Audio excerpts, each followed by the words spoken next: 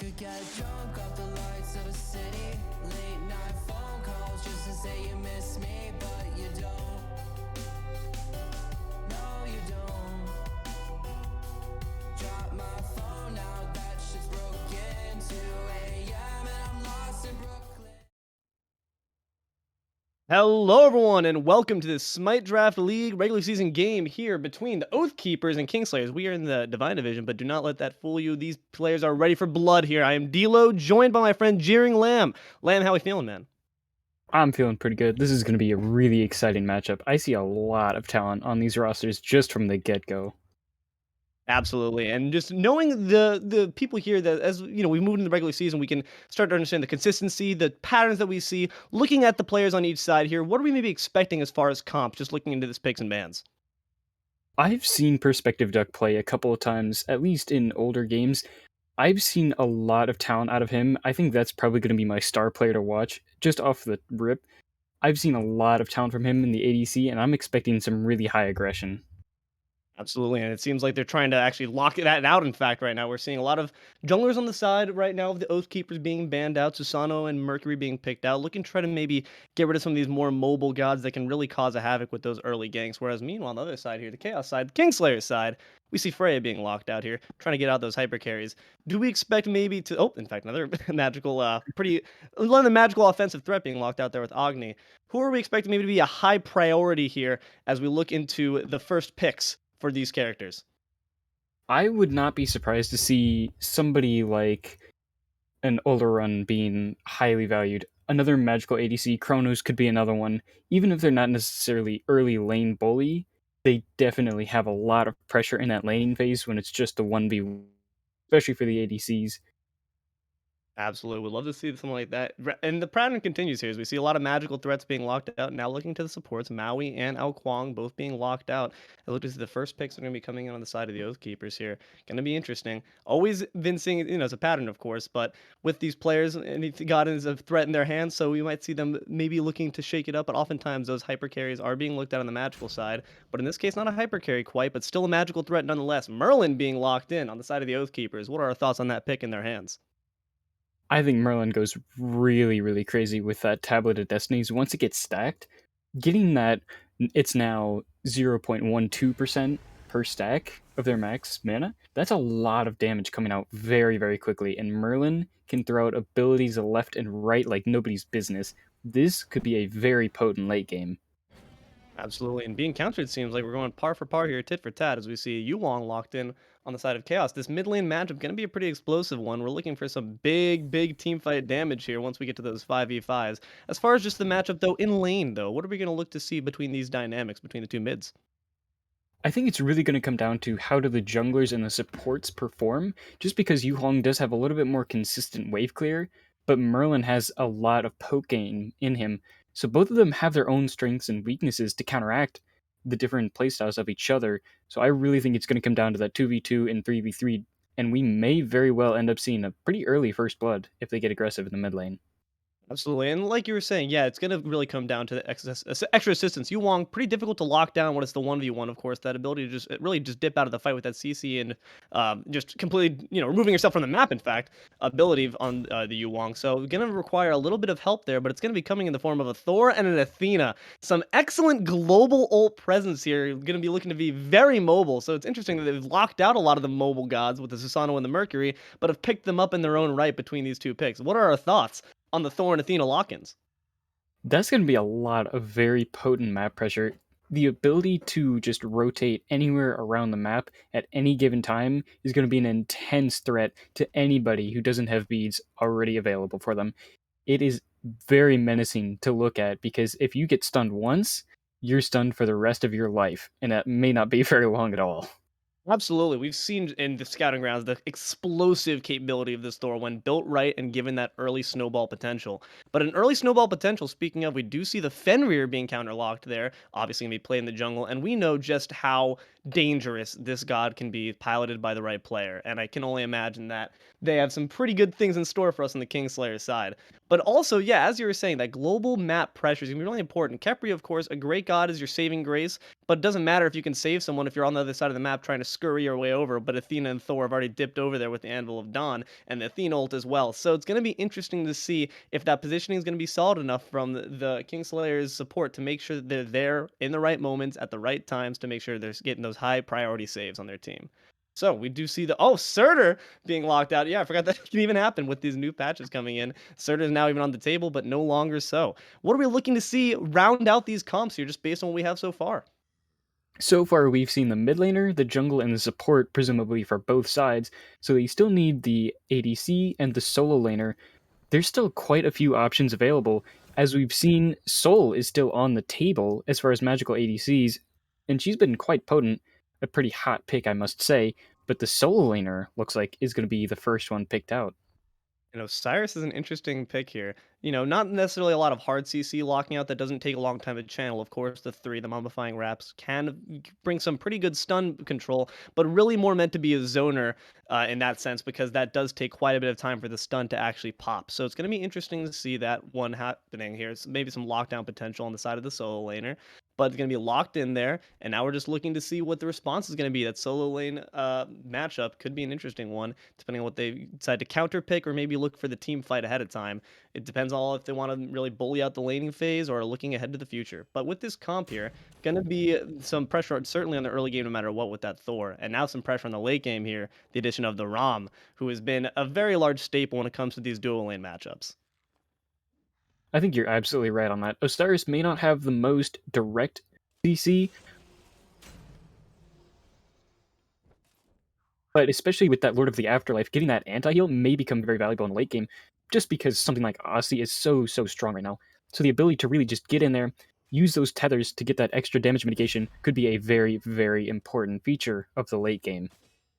And it seems that they've listened to you on the potential of that soul because they're looking at it. It's definitely a tantalizing pick. They're going to be pouring out tons of damage. Honestly, a boon that they've really left that one alive. The soul and the Chronos, the only hyper carries left on the magical side, and they're going to lock in for the soul.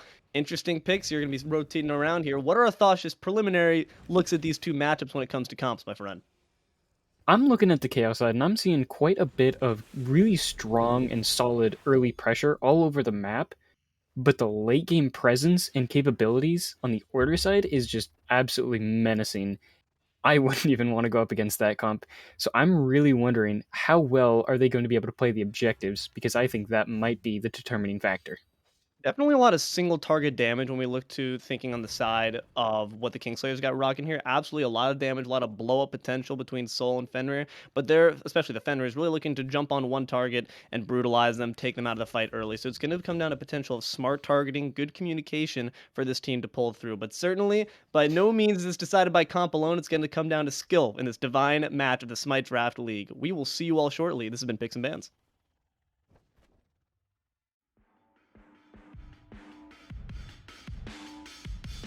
I could get drunk off the lights of a city. Late night phone calls just to say you miss me, but you don't.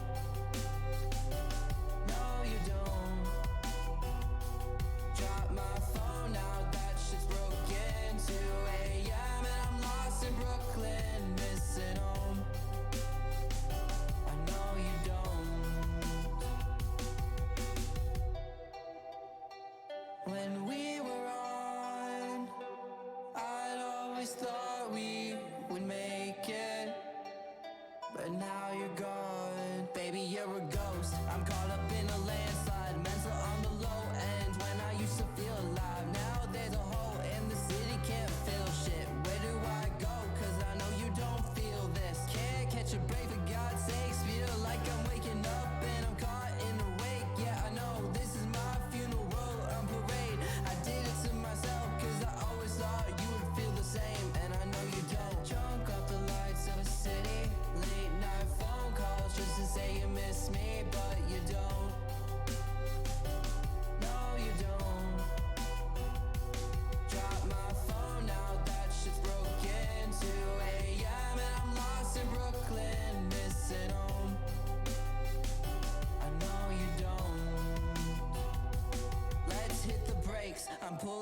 parachute, jumping out the plane. You had it all in front of you, nothing feels the same. It's crazy what love can do, even crazier when it's not coming back to you. You say you need space, so I gave you all the states. Every night a different place. Used to think we're getting close, and now we're drifting away. And all I can say is that I'm feeling wasted. I could get drunk off the lights of a city. Late night phone calls just to say you miss me, but you don't. No, you don't. Drop my phone out, that shit's broken. 2 a.m. and I'm lost in Brooklyn, missing home. I know you don't.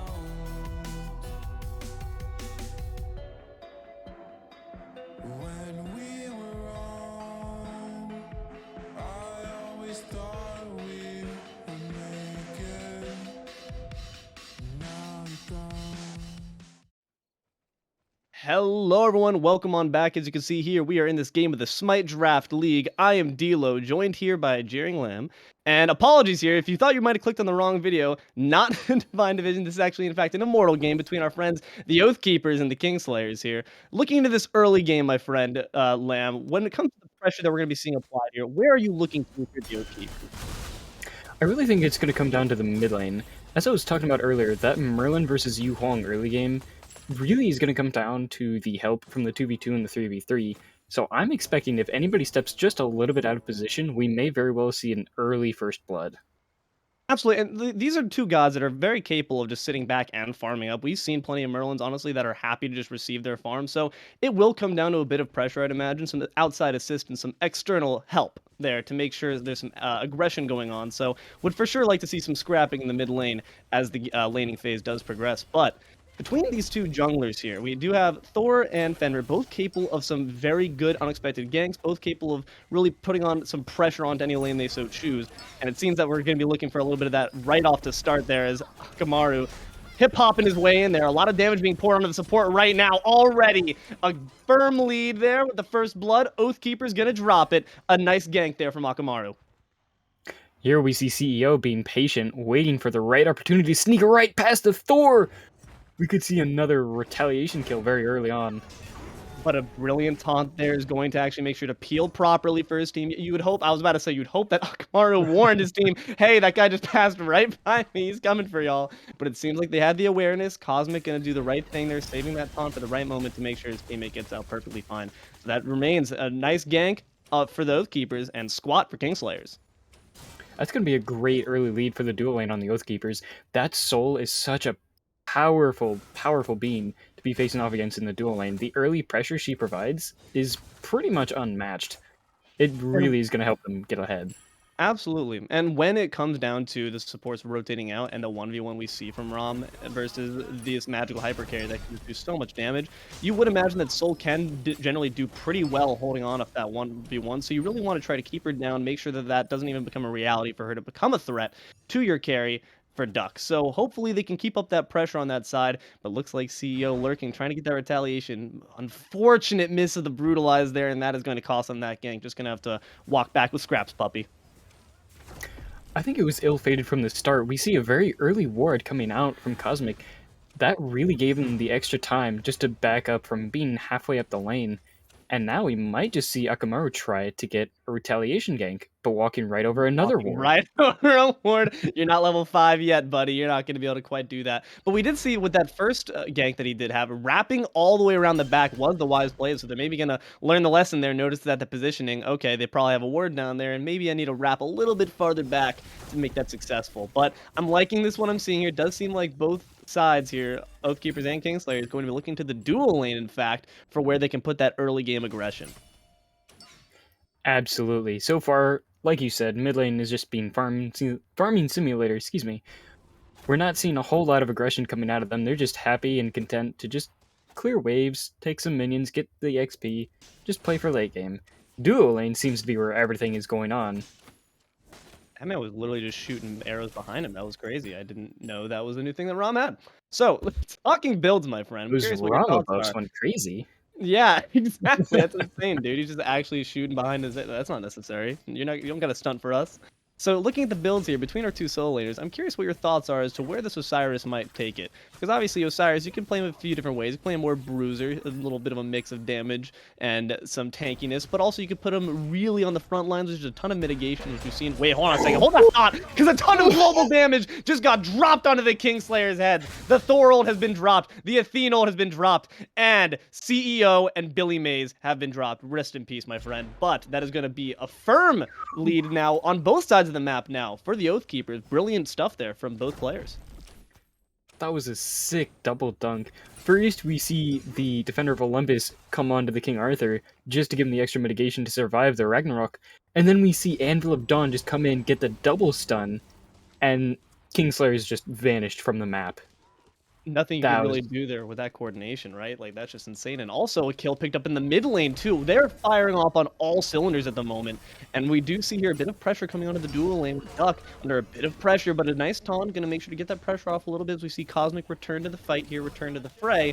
And that's putting Oathkeepers in a really solid position with no retaliation. But wait, Stellar Burst can do quite a bit of... Sorry, not Stellar Burst, but the Soul can do quite a bit of damage there. But still managing to stay alive there. Nicely done there. Managing to stay out of too much trouble as we do see Akamaru look for the gank here. He's going to dash in, taunt, wall perfectly placed, and the swing back and forth the hammer right there, the double tap, going to do a decent amount of damage, not quite enough to put a dent into Dustbutt.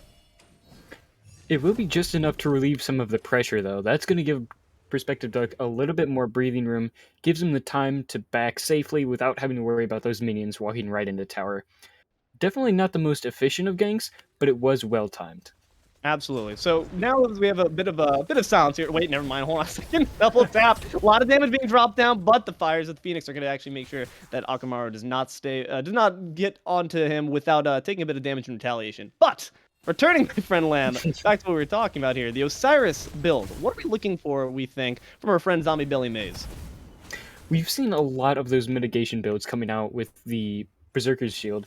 I'm expecting that may be exactly where it goes, though I also would like to see a Glad Shield come out pretty early. I think both are very good, but the mitigation build comes out a little bit more often, especially when it's Osiris, and those tethers give him the extra mitigations. Very fair point. Between the passive and the tethers, you can certainly rack up a ton of just natural innate protections in Osiris. We'll note, though, that what is key for that mitigations build is getting ahead. And right now, sitting down 1 kill in the laning phase, you know, certainly not out of this fight whatsoever. One firm gank from CEO can certainly put him back on top, but not quite where you want to find yourself when it comes to looking at that build. So we're going to have to see where he takes it from here. It definitely doesn't feel too great when a King Arthur gets ahead of you in lane. It'll definitely make his job a little bit harder. But as an Osiris, he does have that extra clear, and with that Glad Shield online now, the amount of abilities that he can just throw out on cooldown, he's definitely got the opportunity to make something happen for himself. Absolutely. And dude, I want to say one word to you right now. Vision. Who's got it? What are we seeing for it? What are your thoughts on that one, Lamb? I'm seeing a lot of words in the pockets of the Oathkeepers here. I think we might just end up seeing a very early Gold Fury getting pulled. It's an interesting decision to really invest in, and we've seen it work out for them perfectly, right? You would hope that with the global map presence, maybe Kingslayers deciding, yeah, they can come whatever they want, so we might as well not even bother. An interesting decision there, but honestly, I think that it's in those moments where you really need, and another one being placed right there, an aggressive ward from Akamaru, really looking for that, and looking for the kill right now is HeavyWarcrier, but not going to quite find it on ZombieBillyMays. Going to have to retreat back at low health, but yeah, absolutely, a ton of wards being placed. Seems actually now that we're talking about it, though, Kingslayers have placed a few down on their own, especially trying to rotate around that duo lane there, making sure that their carry can hopefully stay safe. But it seems like the mission right now is to try to, in fact, negate that fact as we see quite a bit of aggression coming out from Duck, but not going to quite get anything there. But yeah, absolutely, maybe some objective play being looked at on either side. I would hope that it would be fun to see a little bit of an early 8-minute Gold Fury, but not quite going to be going on at the moment as we see everyone rotating around this mid lane. I think the Oathkeepers really took it to heart when somebody said wards win games. They absolutely went overboard, and we see Anvil of Dawn coming right in! Not enough! But the Dragon's not going to quite do it. Beads out, and the Defender of Olympus is in. Brutalize being dropped on Akamaru, but not quite enough damage has been dropped by CEO to get the kill.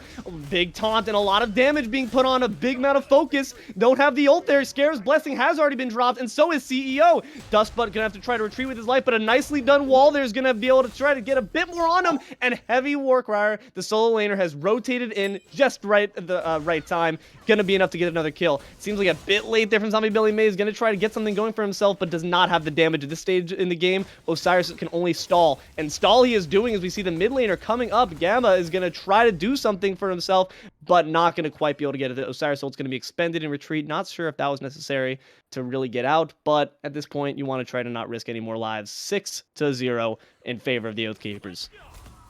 That was a very brave dung from Akamaru, right in between both towers. What was that? 3 people staring directly at him as he tries to pick up the kill against the enemy mid laner.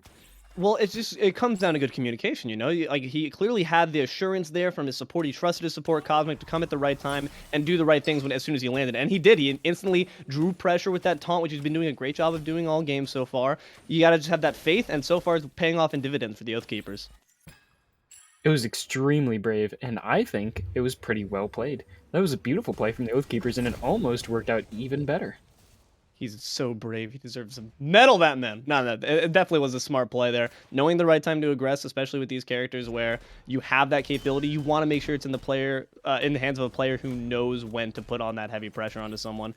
And so far, Akamaru right now, with 3 kills in his pocket, no deaths, gonna be in a good position right now. We're not seeing a difference really in the itemization at the moment, but I'm sure that gold in his pocket's gonna start feeling good quite soon once he backs.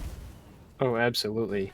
Once they start getting those items, these Oathkeepers are really going to start hurting, especially on somebody like Merlin, who the more items he gets online, the more and more damage he does. So I'm really thinking this late game could be very dangerous. Kingslayers are going to have to get something changed up pretty soon. Absolutely. And speaking of that, though, so if you're on the other hand right now, you're my friend CEO wandering around as the puppy dog. What's your thinking as far as a change of strategy here to get yourself back in the game? He is still sitting at a very similar level, both of them being level 10, but the Thor having a 302 stat line versus a 020 is not a great feeling, but he does have the XP lead. We do have the snipes coming in too, excellent job there from Duck. Having the awareness, knowing that the invincibility had been expended already, can't be, and that's the tool that can make that matchup so frustrating. When you're up for those snipes, that Soul can instantly just immune that damage, but knowing that was gone, excellent job there from Duck to pick up that kill there. That solo potential that I was talking about for Soul versus the Rama is not even a factor. Duck making it happen. Duck really putting in the work. That was just beautiful discipline, holding it until just the right moment to pick it up.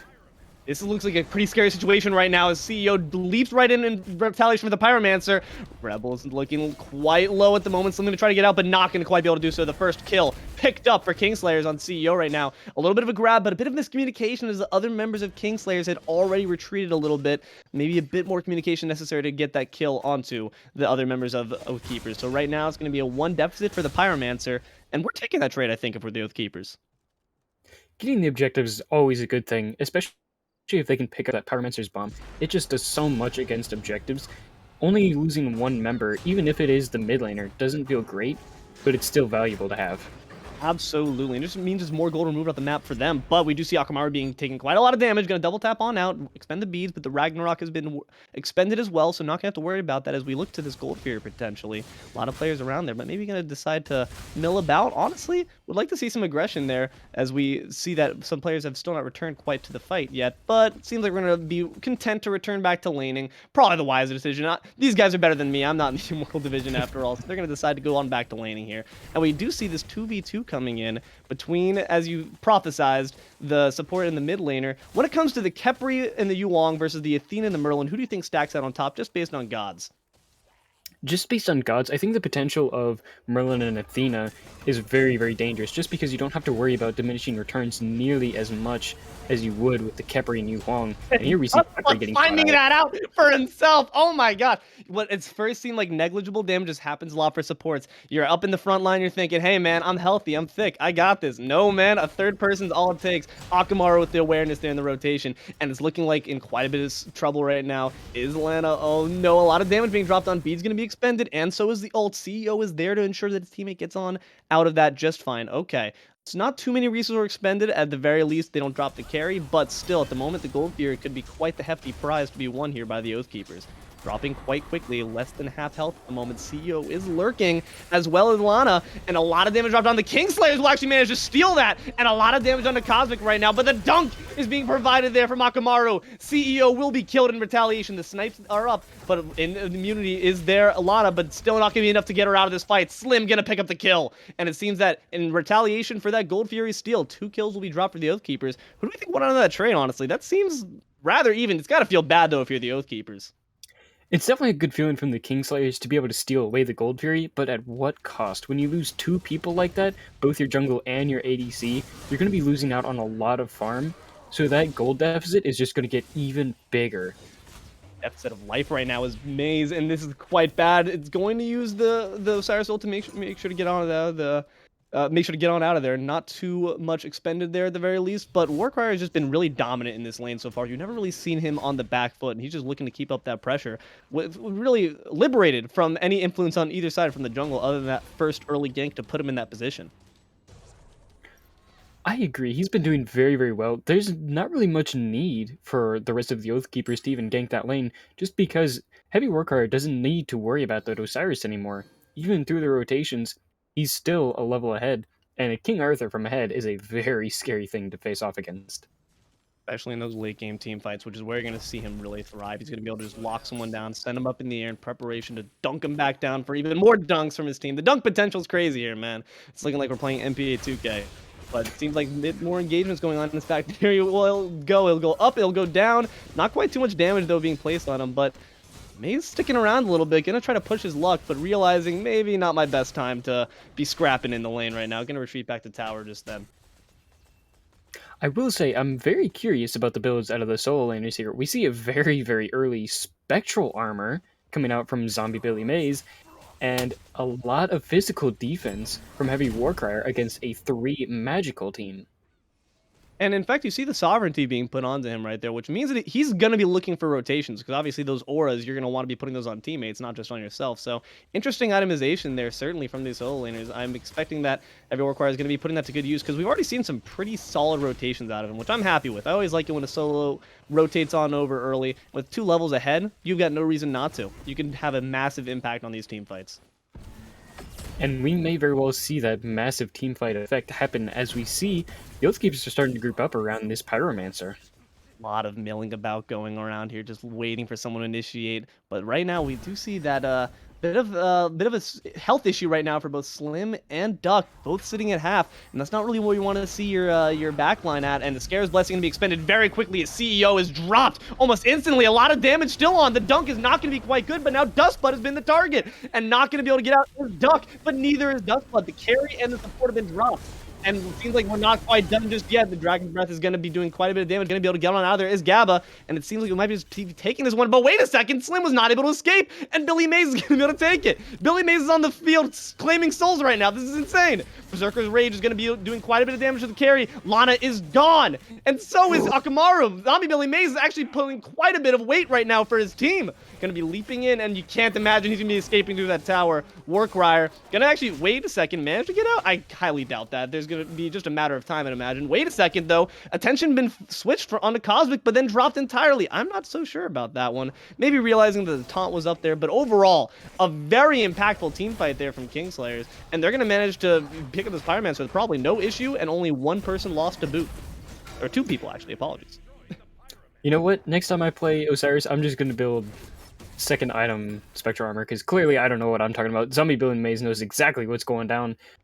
I was clearly very wrong about that. Oh, he's making it work. He is cooking. That is a double kill in 1 team fight. Changed the entire course of that fight. Kingslayer's feeling a lot better now. It was faith in his mitigations, I suppose, that he knew he could stick around that long, and he was bullying the backline. And you saw him get kills on both Duck and Slim, the 2 damage dealers. Like I said, they were half health going in, so he stuck around, knowing that he could try to just wear them down. Osiris, not necessarily the one who's going to burst you down instantly, but having had that damage already supplied on them was a massive boon. Making sure to use that spirit flail to take him out there. So an excellent job there, honestly, from the members of Kingslayers. Going to put themselves a bit more back in the game. Still a bit of a gold deficit and an XP deficit, but by no means are they out of this yet. Going to pick up that Pyromancer for free. Nicely done there by the Kingslayers. Absolutely beautiful team fight. Just being able to stick around just long enough, despite losing a member first, the Kingslayers stuck in, held faith in themselves and their teammates, really turned that around, picked up the Pyromancer and a few kills to boot. That gold lead almost vanished entirely. The Kingslayers back in this game. Oh yeah, hold on, Kingslayers putting that one up on the numbers too. And another Scarab's Blessing going to come in, but they're going to try to fight through. Perhaps Ragnarok going to be expended to just get that speed boost, get on out of there. Honestly, I think that's wise play there from CEO. You don't want to see your Scarab's Blessing being wasted like that. But still, ZombieBillyMays is maybe thinking himself the anime protagonist. Not quite that kind of buddy. ZombieBillyMays drop. The Anvil of Dawn is going to be dropped potentially onto their heads at the moment. Diving on in, going to find the dust butt. And the carry is going to, the jungle's going to look to get the support, but the double tap not quite good. The wall there, and going to pick it up is the support on the support action there. A lot of damage being dropped onto Gabba, and he's going to be picked up there by Akamaru, blinking on in there. And that's going to be still a lot of damage. Lana's trying to hold them off as best they can. The stun is good. The drop of the Athena phalanx is good, and Akamaru's going to pick up another kill. It's a killing spree, and a near deicide there, but it seems like CEO doesn't even care, man. He says, I want some action, and is thinking second of it after taking quite a bit of damage from the Blizzard. B's going to be expended, but the tower is too, and that means that he's in trouble. You can't be saved by that tier 1. Gonna retreat on back there, but that was a hefty loss there for the Kingslayers. 4 going down in exchange for the Gold Fury. That's certainly not something you want to see. It's definitely good that they got the Oni Fury, but the cost was a little bit too much. Oathkeepers getting even more of a gold lead now. But now they're on their retreat. Oathkeepers trying to get out of dodge while the Kingslayers are respawning fresh and ready for another fight. Maybe just overextending a little bit, but luckily gonna be able to get out with all the mobility that they have there between the the roll from Ram and the double tap there from Thor. They're gonna be on just fine. But yeah, certainly was looking a little bit hairy there. Something that I was going to give credit to before that massive team fight broke out, and I want to give credit to it again. Dustbutt with some of these clutch Scarab's Blessing. I mean, we've seen the last 2 both being put onto CEO, who will a bit of damage going to Warcrier. Not gonna be quite enough there. That King Arthur is quite tanky. Just waiting down there is BillyMays. He's gonna just try to dash on out of there, but he's got quite a bit of ways to go before his team's there. They're looking to support, but maybe not quite enough. We don't see the ult up from Cosmic, and that's going to be unfortunate. Ragnarok going to be doing a bit more damage. We do see Dustbutts on the way in, but actually able to turn it on is the members of Oathkeepers. Nicely done. CEO is taken out, and without Kepri there to give the res, he has got no one left to help him out. CEO is going to be dropped for the next 30 seconds. That was unfortunate. They had a lot of time to take him out there, but just were not quite able to find the damage for it. The unfortunate thing is that's a lot of physical damage onto that King Arthur with a lot of physical prots. The Oathkeepers able to survive long enough and rotate quickly enough to save the teammate in need. HeavyWarcrier stalling so long gave enough time for Cosmic to come in, save the day, and they really turned that gank on its head. Absolutely. It seems like Warcrier has played with this expectation in mind that Lana's going to stay on this side of the map. We're not going to see them for a while. I don't need to build to protect against them for a while. And you see Gabba being dropped there by Akamaru. And it's still going on. Dustbutt going to be dropped in turn. Unfortunate there. The ult had been expended, so you can only imagine that might have been onto Gabba, but not going to be quite enough. 2 members dropped for the Kingslayers, and the Oathkeepers going to begin looking at this FG, as the members of Kingslayers are in heavy pursuit to try to make sure they can do something to contest this. We do see a blue BillyMays there wandering around there, as well as CEO back for vengeance, but that thing's being dropped quite quickly. Cosmic had a little bit of a low health issue here, but not, pretty tanky, so not going to be quite in too much danger. Wait, hold on a second, though. A lot of damage being dropped on. The shield's going to be a decent amount, but not quite enough there. Hold on, Heavy Warcrier is going to pick up, Lana? Where's Lana? Lana's in the mid lane. It seems like zoning duties went to Warcrier. He doesn't care how many magical protections he has. He's taking her out. Ragnarok going to be expended. The Fire Giant dropped for the Oathkeepers. CEO realizing he's quite a bit of trouble. Dropped by Akamaru there. And that was just unfortunate. It seemed to just fall apart there. I'm not really sure what happened, honestly. But the end result is right there on the board for you. 2 members of the Kingslayers dropped, and the Oathkeepers will get the FG. I'm seeing a little bit of a narrative here. Oathkeepers seem to be securing all of the Fire Giant side objectives. The Kingslayers have gotten all of the Gold Fury objectives. I'm not sure which one's better, just because you can get that extra gold for the Kingslayers. But right now, having that Fire Giant around the belt of the Oathkeepers, definitely a good feeling. I have the answer, Lamb. Lamb, I have the answer. I think, personally, listen, those buffs are, like, both objectives on either side of the map are great, but what's happening here, what's making the disparity in what's going on here, is what you're losing at the cost of these objectives, and we're seeing that the Oathkeepers lost nothing for that. In fact, they gained only for that objective, whereas we saw the Kingslayers, when they last got the Oni Fury, they lost a ton of members, and in fact, right there, we see the Primal Fury being looked at, once again, free of charge by the Oathkeepers, managing to secure as much gold they can that's left on this map, scrounging around for all the buffs they can grab before looking at this carry lane tier 2 with only landed to defend it. So gonna definitely be dropping that. Smart to retreat. But yeah, you're seeing the difference being that there's a lot of trades going on when the Kingslayers grab something. When the Oathkeepers grab it, they grab it on discount price. They grab it on clearance. I mean, you're absolutely right, especially for the fact that the Oathkeepers just got a Gold Fury, so I'm immediately proven wrong twofold. So clearly there's a little disparity between the two sides here. But the Kingslayers have gotten some good steals. Like, you've seen that there was that one Gold Fury steal. There was that, I believe there was also a Pyro steal from the Kingslayers at one point. They've gotten some solid objectives there. It's just that, unfortunately, these last couple, where it really matters when the FG's on a pawn on the board to be taken off, that's where you really can't be affording to make these heavy trades for things like the Oni Fury. You need to be ready for these big objectives like the FG. And right now, looking to maybe cheekily grab this tier 2 tower in the... Oh, hold on, it's left behind, though. Is HeavyWarcrier going to be okay, though? That root's not going to be doing quite a lot. Everyone's hopping, skipping, having a grand old time right now. I'm going to look to knock down all these towers. We're playing some Jenga right now. Always a good thing to do. It really does weaken the Titan quite a bit. If you have been in any of the ranked lobbies I've ever played in, you would know that one extra tower makes all the difference.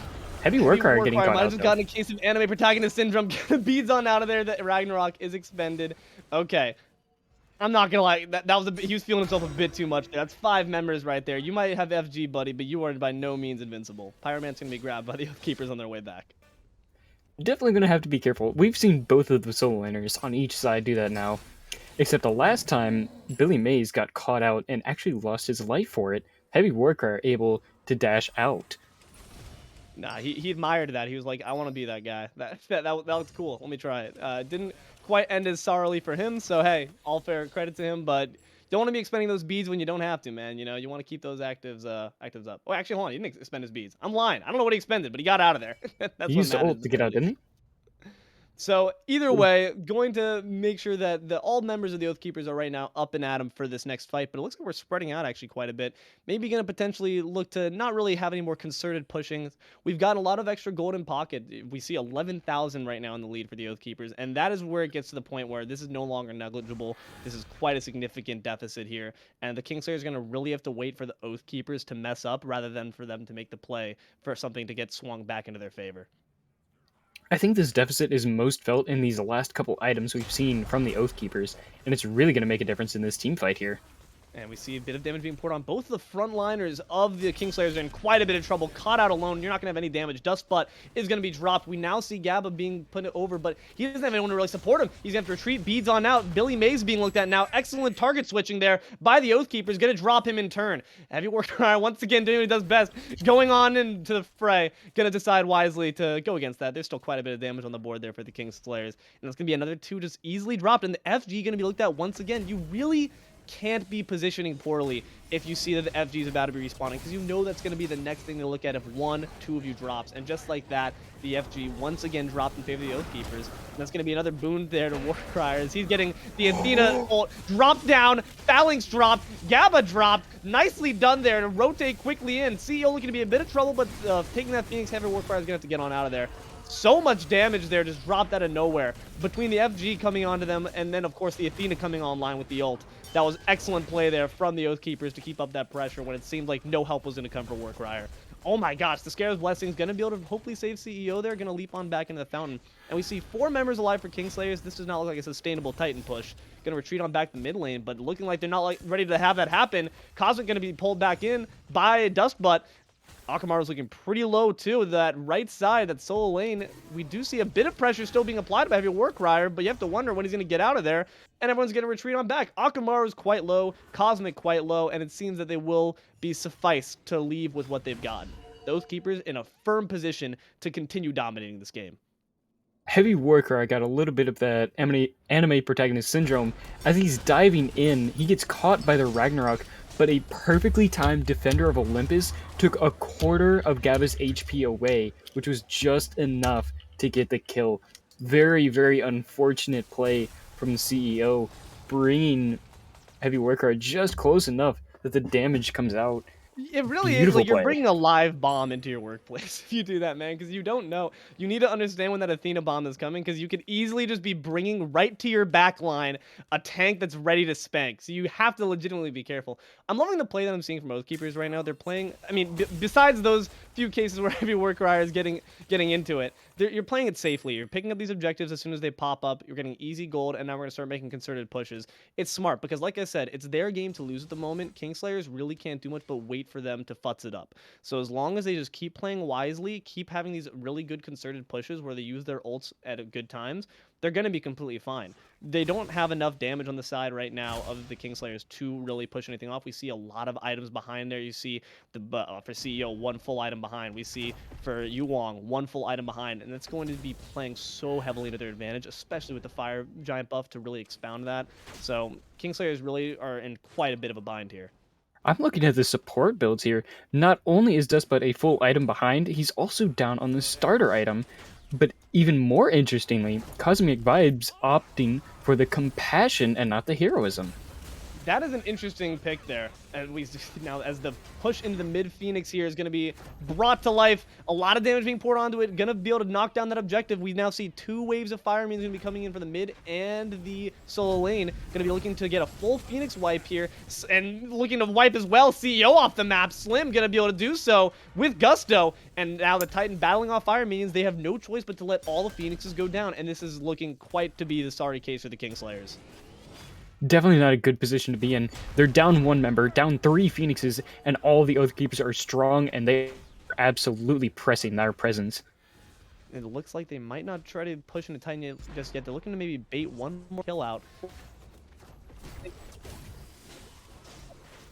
The patience and the discipline. Gonna be pulled right back though, potentially in a fountain for a little bit of damage. That's some solid damage put on him. Titan being looked at now though, and a lot of damage onto BillyMays. He's gonna have to use his ult there. Lord of the Afterlife gonna be expended not offensively but defensively, and that's going to ensure that the Oathkeepers, off a dominant run here in this game, are going to emerge victorious for game 1. We will see you at the desk to wrap this one up. Thank you very much.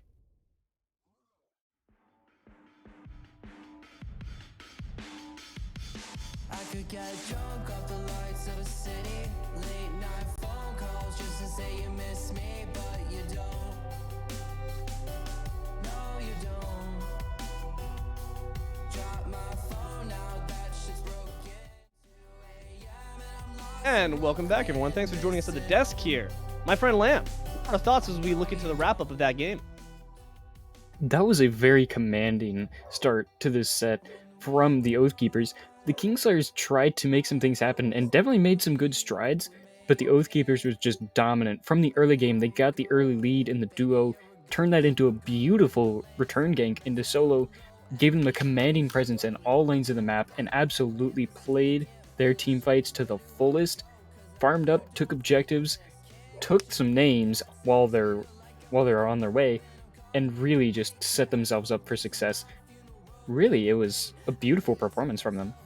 I really liked they performed, like you said, it was a performance, and they did it at the top of the caliber possible. This comp was meant to dominate on a global scale, and they made sure to put the pressure on each lane immediately. You saw the gank coming in early from on the dual lane from Akamaru, that succeeded. So the gank coming in pretty early as well into the solo lane, that putting HeavyWarcrier ahead.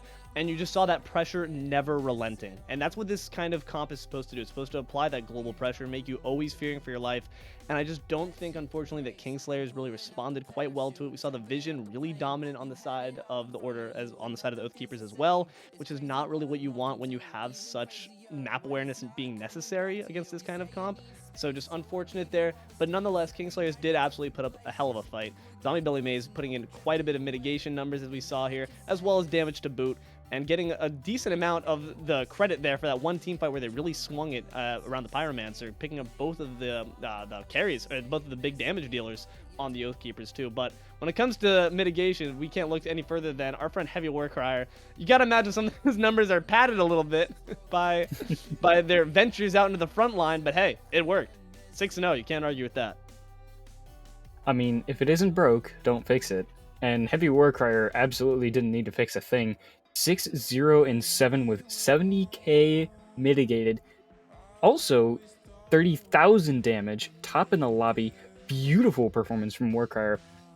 Definitely an exemplary King Arthur game. Beautiful carry. Dude, I didn't even freaking realize he got top damage too. This man literally did everything. He did it all. That just goes to show King Arthur's not always, at least for me when I'm watching King Arthur, I'm not thinking that that's the guy who's going to burst everyone down, but that poke damage that can come over time absolutely adds up in chipping people down, setting up your team to success. And that's what HeavyWarcrier did. HeavyWarcrier was great with those early rotations and making sure to build for it too. I was loving to see the coinciding between the build and their playstyle. It was really well done, really well attuned, and just spelled success for the entire team of Oathkeepers. Speaking of success, we see in the numbers, we see 43 to 39 wards, a beautiful performance from the Oathkeepers, getting up those wards really early, set themselves up for those early rotations. They got some beautiful ganks, especially in the duo lane in that early stages of the game, and just overall kept control of the vision. The objectives were always on point. Even if they lost the objective, they won the fight. Beautiful performance from the Oathkeepers. The Kingslayers really made an effort. Even though Soul was 0-5-3, she put out 25k damage. That is a lot of numbers. That's more than both the Oathkeepers' jungle and their mid. Definitely not for lack of effort. The Kingslayers just couldn't make it in this one, so they'll have to readjust for game number 2. Absolutely, and speaking of, that's where we'll be heading next, my friends. Thank you for watching this game 1 here of the Smite Draft League Immortals Division. My name's Deelo. I've been joined here by Jeeringlamb. We will be joining you in for game 2 shortly. Don't go anywhere.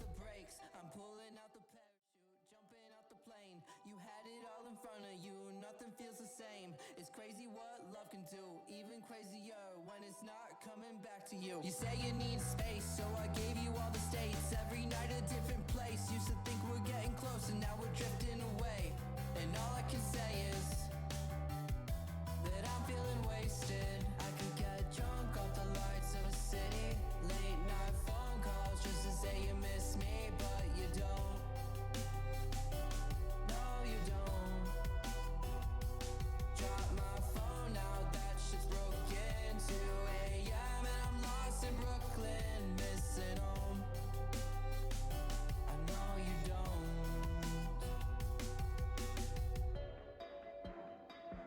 When we were on, I always thought we would make it. Now you're gone.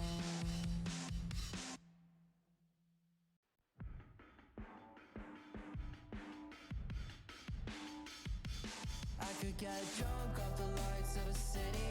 Late night phone calls just to say you miss me, but you don't. No, you don't. Drop my phone now, that shit's broken. 2 a.m. and I'm lost in Brooklyn, missing home. I know you don't. When we were on, I'd always thought we would make it, but now you're gone. Baby, you're a ghost. I'm caught up in a landslide, mental on the low end. When I used to feel alive, now there's a hole in the city, can't feel shit. Where do I go? Cause I know you don't feel this. Can't catch a break for God's sakes. Feel like I'm waking up and I'm caught in the wake. Yeah, I know this is my funeral on parade. I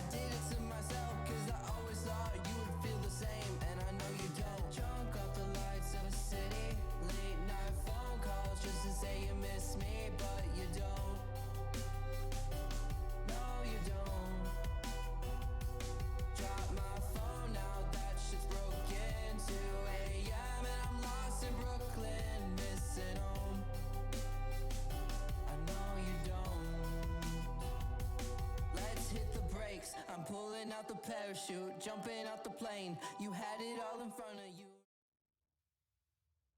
Hello, everyone. Welcome on back to Game 2 here between the Kingslayers and the Oathkeepers here for this Smite Draft League Immortal Division game. I'm Deelo, joined here by not Kinglamb, he's been coronated, but by Jeeringlamb, my friend. Jeeringlamb here as we look into Game 2 where we saw the Oathkeepers take a really dominant first game against their opponent.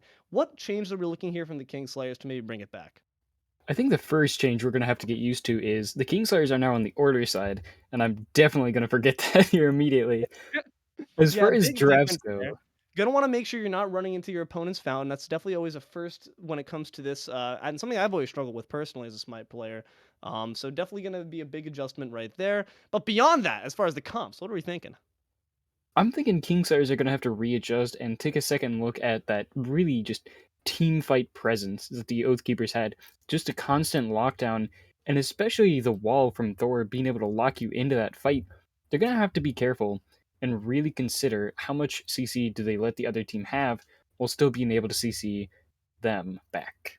Yeah, that's a really fair point. And it's like we discussed when it came to the picks and bans of the first game as well, where we said they did have a lot of single target damage on the side of the Kingslayers, and that proved to be a bit their weakness right there.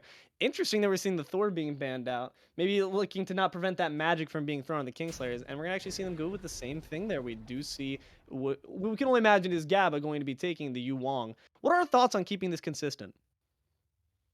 I think it's still a good idea. Yu Hong is certainly very potent and can get out very early, but the problem is it leaves open really potent picks like the Maui and the Merlin that we see the Oathkeepers taking. So it's definitely going to be very problematic for Yu Huang to be fighting against those. But if they can readjust their strategy and make the Yu Huang work, it could be very, very potent. Honestly, I'm unfamiliar. Can the Pearl Dragon get you over to the Maui ult? I believe it can get you over the landfall at the start. Okay, but not quite when when it's like actually up there. Because Okay, so that could be some interesting interplay that we because see. it's similar to a Ymir wall in Ah, essence. okay, so it'll be interesting to see whether or not we have that interplay. I'm sure Gabba's got some fast reaction times that she can utilize there properly.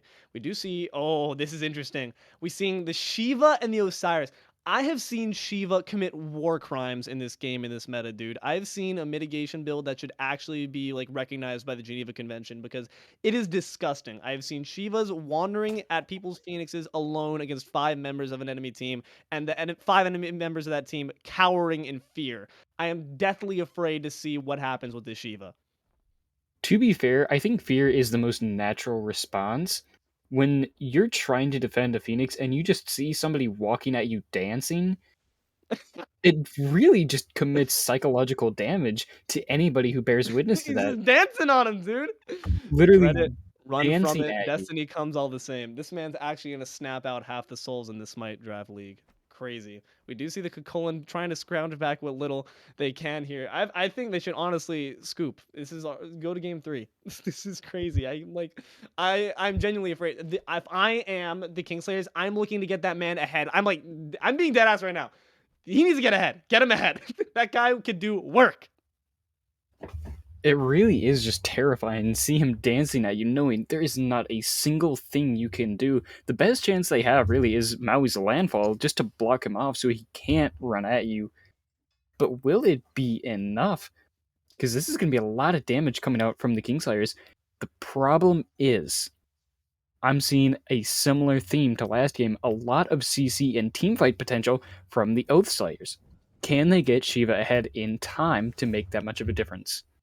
Yeah, it's gonna be interesting to see. It's interesting also to see the Oathkeepers literally ban out their comp. They're like, okay, Thorn Athena, you saw how well we use that. Y'all can't use that now. So gonna have to do something a bit more interesting. We see the Merlin coming back, but it looks like nothing else is gonna be unique. So we're gonna have some new friends here on the side of the Oathkeepers. Who are we looking to maybe lock in here to maybe round out this comp?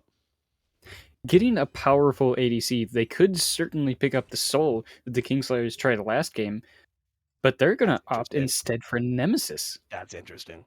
What are our thoughts on what I think I know the reason why, but I'm curious what the more experienced casters take on this is the Nemesis pick. What are our thoughts when it comes to how this stacks up against the Kingslayers right now? I think it's a good idea just because all those protections being shredded from the Divine Judgment is Yes. really going to be effective to just getting rid of that Shiva, and especially the mitigations on Osiris, just being able to burst that down. And even though Nemesis isn't crazy on the CC, the teamfight potential to really just tear through those protections and obliterate tanks in an instant is a classic Nemesis pick.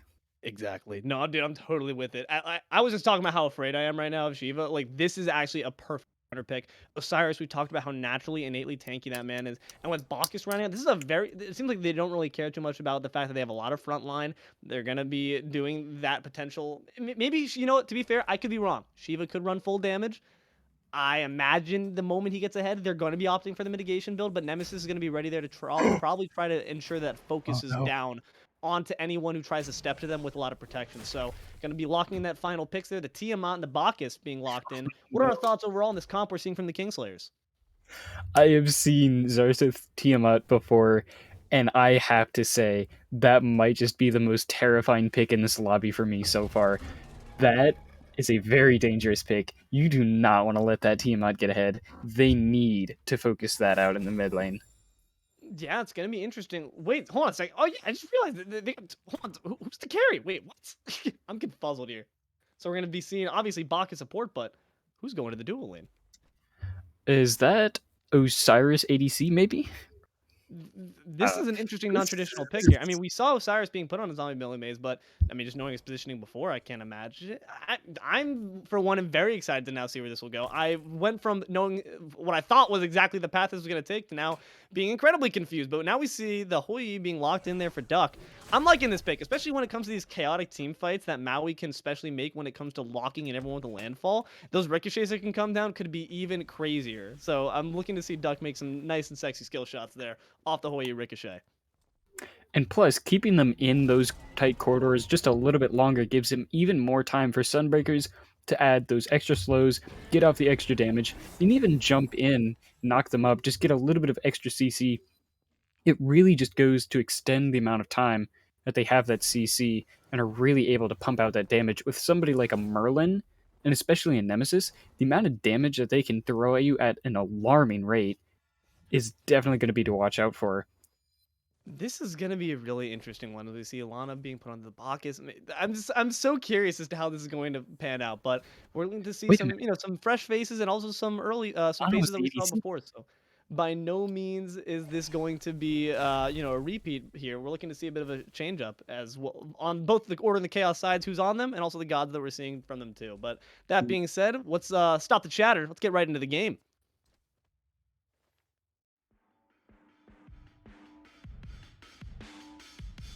I could get drunk off the lights of a city. Late night phone calls just to say you miss me, but you don't. No, you don't. Drop my phone now, that shit's broken. 2 a.m. and I'm lost in Brooklyn, missing home. I know you don't. When we were on, I'd always thought we would make it, but now you're gone. Baby, you're a ghost. I'm caught up in a landslide, mental on the low end. When I used to feel alive, now there's a hole in the city, can't feel shit. Where do I go? Cause I know you don't feel this. Can't catch a break for God's sakes. Feel like I'm waking up and I'm caught in the wake. Yeah, I know this is my funeral on parade. I did it to myself cause I always thought you would feel the same, and I know you don't. Drunk off the lights of a city, late night phone calls just to say you miss me, but you don't. No, you don't. Drop my phone now, that shit's broken. 2 a.m. and I'm lost in Brooklyn, missing home. I know you don't. Let's hit the brakes. I'm pulling out the parachute, jumping out the plane. You had it all in front of you, nothing feels the same. It's crazy what love can do, even crazier when it's not coming back to you. You say you need space, so I gave you all the states. Every night a different place. Used to think we're getting close, and now we're drifting away. And all I can say is that I'm feeling wasted. I could get drunk off the lights of a city. Late night phone calls just to say you miss me, but you don't.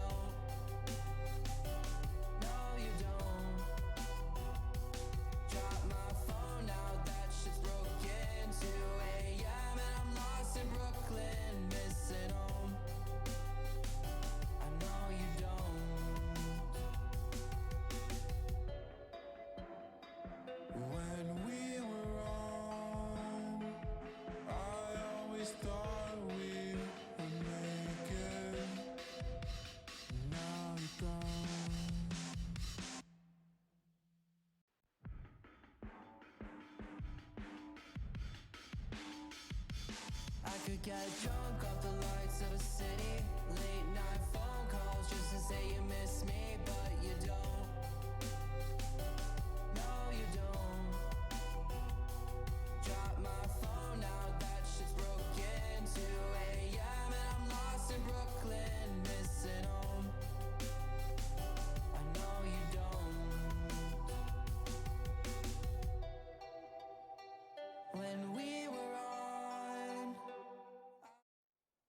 Hello, everyone. I'm Brain Broken, but also I'm Deelo, and I'm joined here by Jeeringlamb. And welcome to this interesting game 2 between the Immortal Division, Kingslayers, and Oathkeepers here of the Smite Draft League. I am Brain Broken for one reason, and one reason only. This comp is insane. We are seeing here Xarxith is going to be carry to Lana's support. What are our thoughts right now on that, Blam? I mean, I know they've been talking about magical ADCs being really strong, but when they talk about magical ADCs, I didn't expect to end up seeing a Tiamat walking over here. This is certainly a very unique pick. It's so non-traditional that it could just be brilliant. I mean, it sometimes is those strokes of, unexpectedness that can really benefit. Because, right now you got to imagine that Oathkeepers are scratching their heads, not quite being sure, but now they're going to have to be prepared. We do see the more traditional dual lane here for the Hoi as well as the Maui coming up against this double magical dual lane right here. When it comes to the matchups between these two, how do we think this is going to go? Off the first wave, Tiamat and Bacchus definitely have a lot of wave clear that Hoi just doesn't traditionally have quite as good wave clear, so we may see that come in to be the main difference maker. I'm expecting to see some early ganks really forcing the pressure though. And it seems like Lana's intent on putting a bit of pressure too on the Duck right there, getting that belly flop on, some solid damage for her.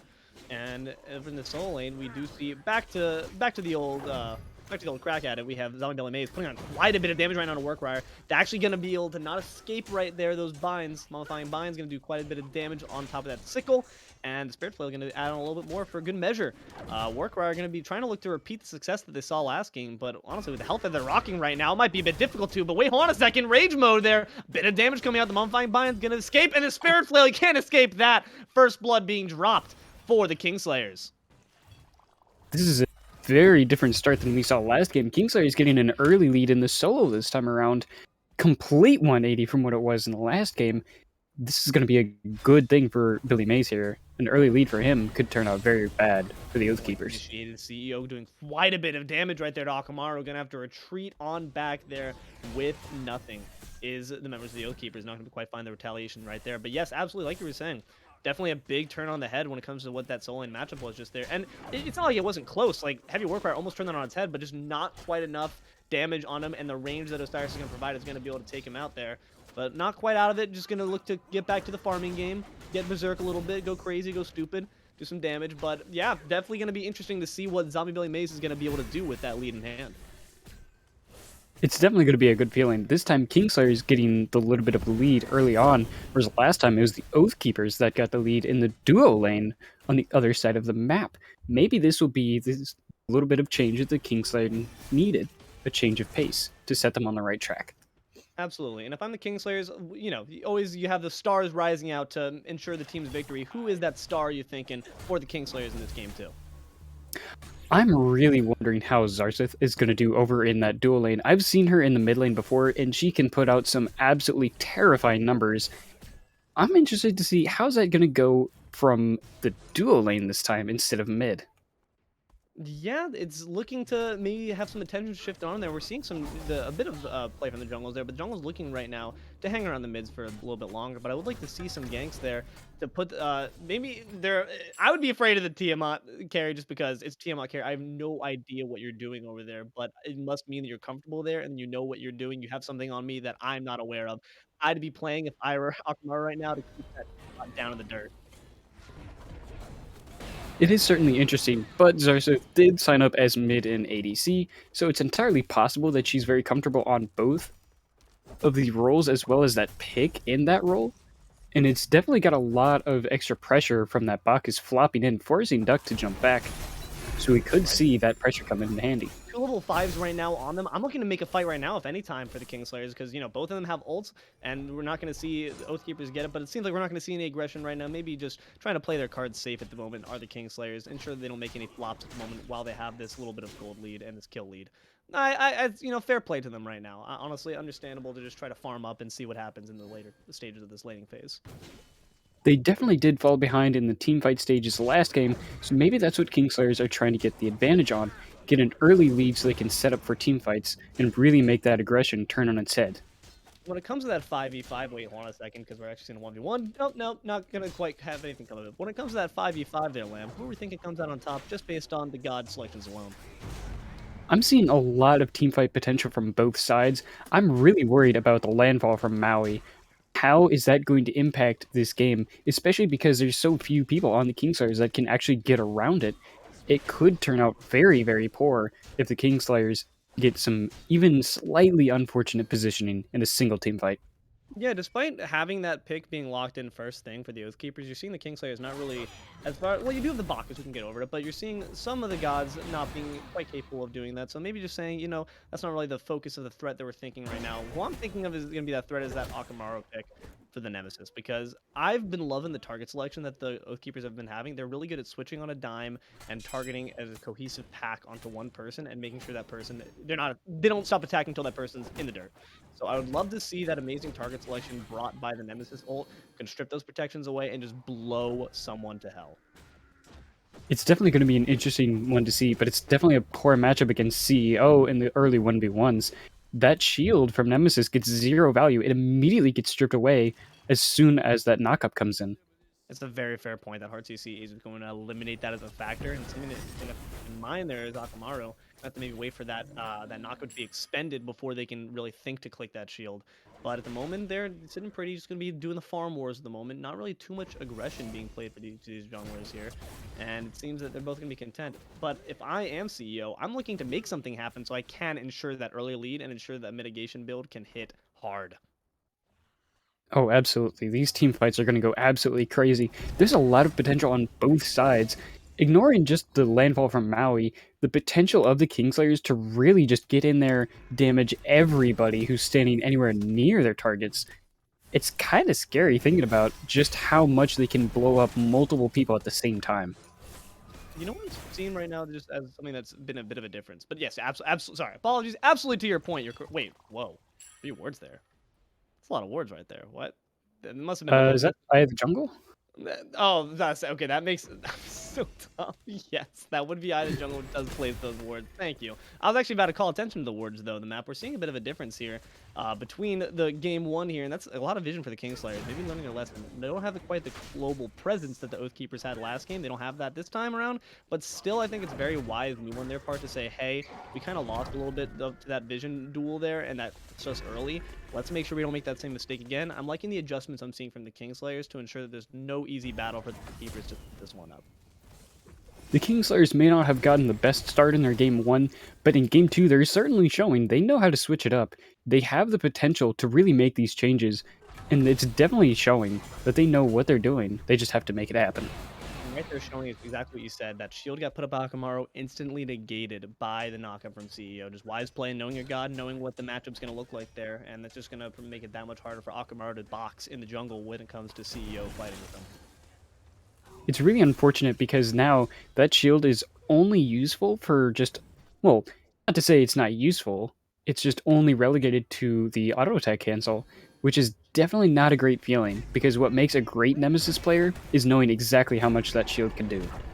Question is what makes a great gank, but it's not quite that amount of damage because it's not going to be enough. BillyMays sitting at a fine amount of health, going to have to just be content to Spirit Flail from the tower line. But if quite a big rotation coming here is Akamaru taking a lot of damage here, and he's dancing on him just like we said. The ult going to come out from Nemesis though, and that's going to be a bit of a danger right there for CEO. Going to try to double dash on out, but he says, I have a double dash too, sucker. CEO going to be dropped right there. Akamaru quite low, going to try to back out. The landfall going to pull him back in though. A lot of damage coming on to Gabba. She's going to have to try to get out with the left she has, and gonna be able to succeed right there with a nice root. Excellent job there from Gabba to be able to escape out with that life. That Pearl Dragon came in clutch, but that looked quite dangerous. A 1-kill pickup there for the Oathkeepers to even up the kill count. Beautiful play from Akamaru, really putting in work with that Divine Judgment. CEO getting just a little bit too arrogant, and that hubris absolutely got punished by Nemesis. Beautiful turnaround from the Oathkeepers. It started out as a gank, didn't work out too well. Kingslayers were able to survive.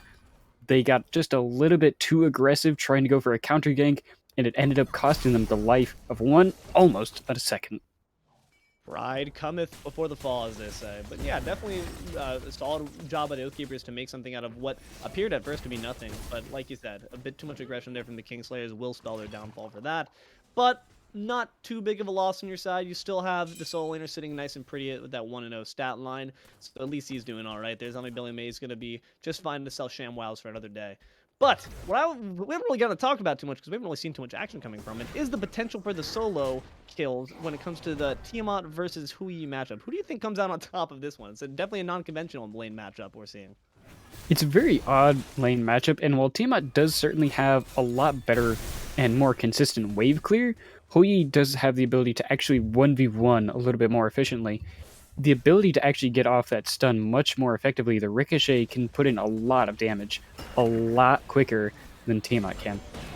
And also just the ability of Tiamat's Primordial Onslaught, of course, you know, you're channeling that for quite some time, and also it's a lot of hits coming onto you, so you can just decide to rise and leap on out of that if you so choose, as the Hoi. But that also comes with the knowledge that your ult, the stuns, can be dropped down and also left out by the Tiamat as well. So, some counterplay on both sides here, some tools that they each have to counteract each other's kits. So honestly, I wouldn't be surprised to see not really too much action happening there, and that's what's been the story so far. Not too much fighting, just more so farm wars. But a war going on here in the solo lane. Seems like the action's all over here. It's HeavyWarcrier taking quite a bit of damage. They're whacking away at his health right now, sitting at a bit less than half, and going back in, it seems, as a fight. But Akamaru in the mid lane is going to be able to pick up Gabba. I did not see that one coming. Pulled back in his Maui, but not going to be able to have quite enough damage or teammates to do anything. But on the flip side, CEO going to have plenty of both to take out Warcrier. A lot of damage coming out from two people wailing on HeavyWarcrier. Unfortunately, the transformation won't be enough as we see him pick up a mystical mail. It's been a while since I've seen that item.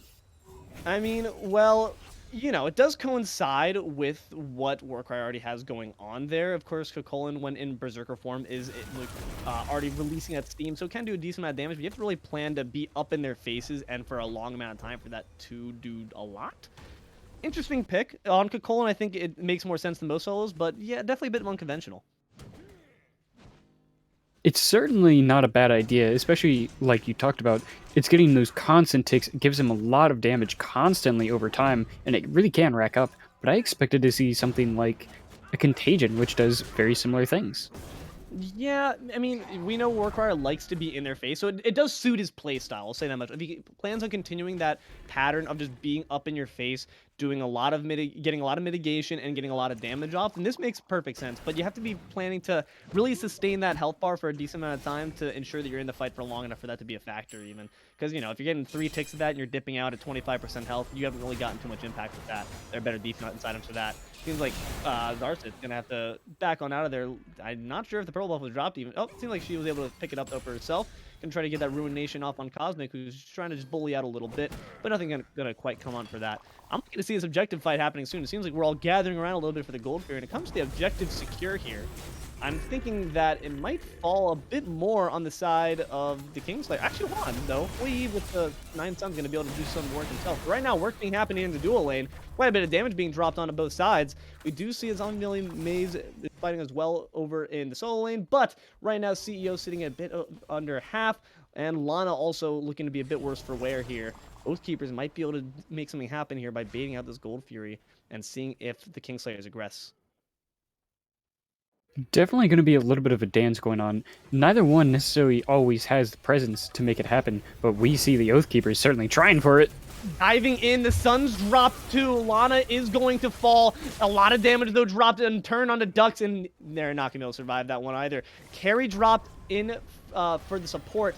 Not really the trade-off you really quite want to see if you are the Oathkeepers, and a lot more damage though being dropped again, and this time CEO. That one you're far happier to take. Jungle is going to fall for the Kingslayers.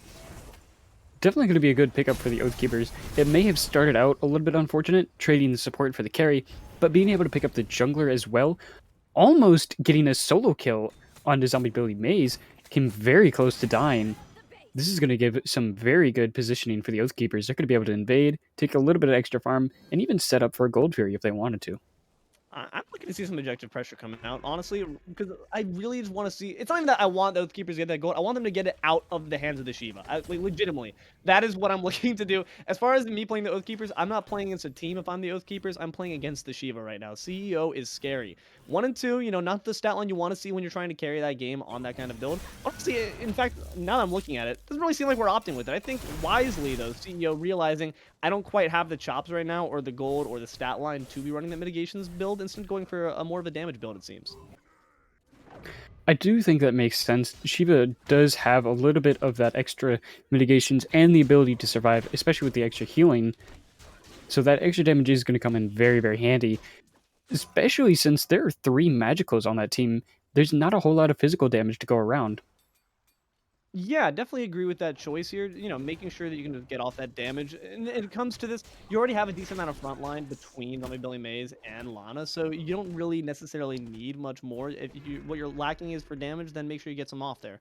So I definitely agree with that decision right now. Both teams seeming to be content, really, to not look at any major objectives, but with, you know, when you have a Yuang back, Gabba's back in Fountain, honestly, might be the time to start aggressing, but maybe not aware of that quite yet. Pyromancer, though, in fact, going to be looked at instead. Oathkeepers going to put on quite a bit of damage right now. Lana lurking in the back as well as CEO, but are they going to be able to drop this in time? Looking a bit less than a quarter of a health at the moment. It seems like the Oathkeepers are going to be able to drop this without a problem right now. In pursuit, though, is HeavyWarcrier onto CEO. CEO going to have to dance on out of there. The Tango is going to make sure to restore some life back and keep him safe and healthy, but a Pyromancer dropped essentially for free by the Oathkeepers right there. The Oathkeepers playing this very, very well. The Kingslayers know from last game they can't get too aggressive too early, so they have to watch their positioning, especially since there's now a Maui on the other team. So they're playing the positional game very, very well, but the Oathkeepers, recognizing that they were being extra cautious, took advantage of that extra situational awareness and really pressed their position to get a free objective. I think that was a beautiful play from the Oathkeepers. Great heads up. Yeah, absolutely. And a bit of damage is being put here onto the dueling side here as we see Lana trying to just box a little bit with both members, Cosmic and Akamaru, of the Oathkeepers. But a lot of damage being poured on there. The Pearl Dragon's not going to save you there. Gabba going to be dropped early by Slim. Damage is still being poured onto Lana, but pretty tanky. Probably not going to be looking for... Wait, hold on, never mind. They're going to be dragging her back in. And that's going to be the Nemol drop. Protections are gone, and Lana is gone too. CEO now has to dip with their life, or not dip at all. ZombieBillyMays, though, once again on cleanup crew. That's the janitor mopping them up. And we do see Xarxith coming in as well. A lot of damage and backup on the side of the Kingslayers, but maybe recognizing 2v3. Even though they're sitting healthy right now, Warcrier is here, and Warcrier is going to ensure that nothing more is going to come of this at the moment. A nice little fight there for the Oathkeepers. They're going to lose Akamaru. Wait, hold on. Akamaru? Oh, yeah. No, never mind. I remember casting that bit. Yes, they're going to lose Akamaru there, but not without picking up some kills of their own. CEO managing to escape with their life at the very least, though. Definitely going to be a pretty okay trade for the Oathkeepers, only losing 1 for 2. The problem is, will they be able to convert that into this Gold Fury? Will they have the positioning? As the Kingslayers targeting is switching, though, being pulled off right now, and now it's become a full-on slugfest in the jungle here. We see ZombieBillyMays quite low. HeavyWarcrier is as well. Both solos are in a bit of danger, but Duck is going to be able to pick up a kill on a CEO diving in. Not quite that story. Once again, just a bit of anime protagonist syndrome, trying to really dive for that kill onto Warcrier, not going to find it. Like you said, that Shiva is very, very menacing. They recognize that. The Oathkeepers all turning around, completely obliterated poor Shiva. CEO just didn't stand a chance, wasn't able to find the kill on the Warcrier, and it will come at an even greater cost as Gabba falls in the mid lane, getting picked out as well. Gabba gonna find her way back to the fountain there. Unfortunate, really just arrived from the fountain just to get dropped right back again. So not even able to place down those wards. That is unfortunate. So it looks like a Gold Fury is gonna be looked at, and Lana gonna try to do what she can there. Xarxith is coming in to support, but that's 5 whole members right there. You do have potential onto Slim there, but ZombieBillyMays is going to look at the objective at the moment. Xarxith is going to be dropped back as Akamaru and HeavyWarcrier. The Oathkeepers are going to pick up that Gold Fury, and now going to potentially pick up the kills. Order that Undead is going to be used there, but also a lot of damage being dropped on HeavyWarcrier. Both solos are doing quite a bit here, as ZombieBillyMays is going to be able to pick up Slim, who was low before. Nicely done there. And now being pulled back in is Akamaru. Akamaru looking quite a bit worse for wear. CEO going to take them out as well. A lot of damage being still on board here, but it looks like both teams might be looking to just lick their wounds. No, not quite. Kingslayers are still in heavy pursuit of Duck right now. Gonna beads on out, but the Mummifying Wraps are in quite a bit of trouble. That stun's gonna come through in just a moment, and the kill is gonna be following right afterward. Duck is gonna be dropped as well. HiaImLana following up. What are you doing here, buddy? You have the out, and that's gonna be another kill delivered in the hands of CEO. 2 kills, a nice clean double, and a near deicide on the side of the Kingslayers. Beautiful turnaround from the Kingslayers. They may not have started on the upper hand, but they really turned that on its head and made the Oathkeepers pay for stepping up to that objective at all. Almost, like you said, a deicide. Great turnaround from the Kingslayers. Their teamfight potential is through the roof this game.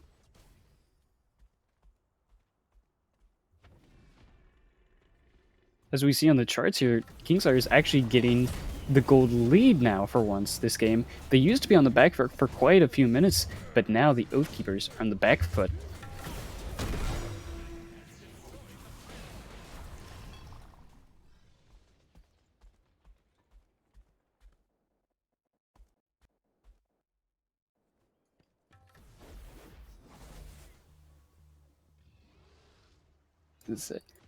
We'll be right back as we're having some technical difficulties. We'll be right back in just a minute.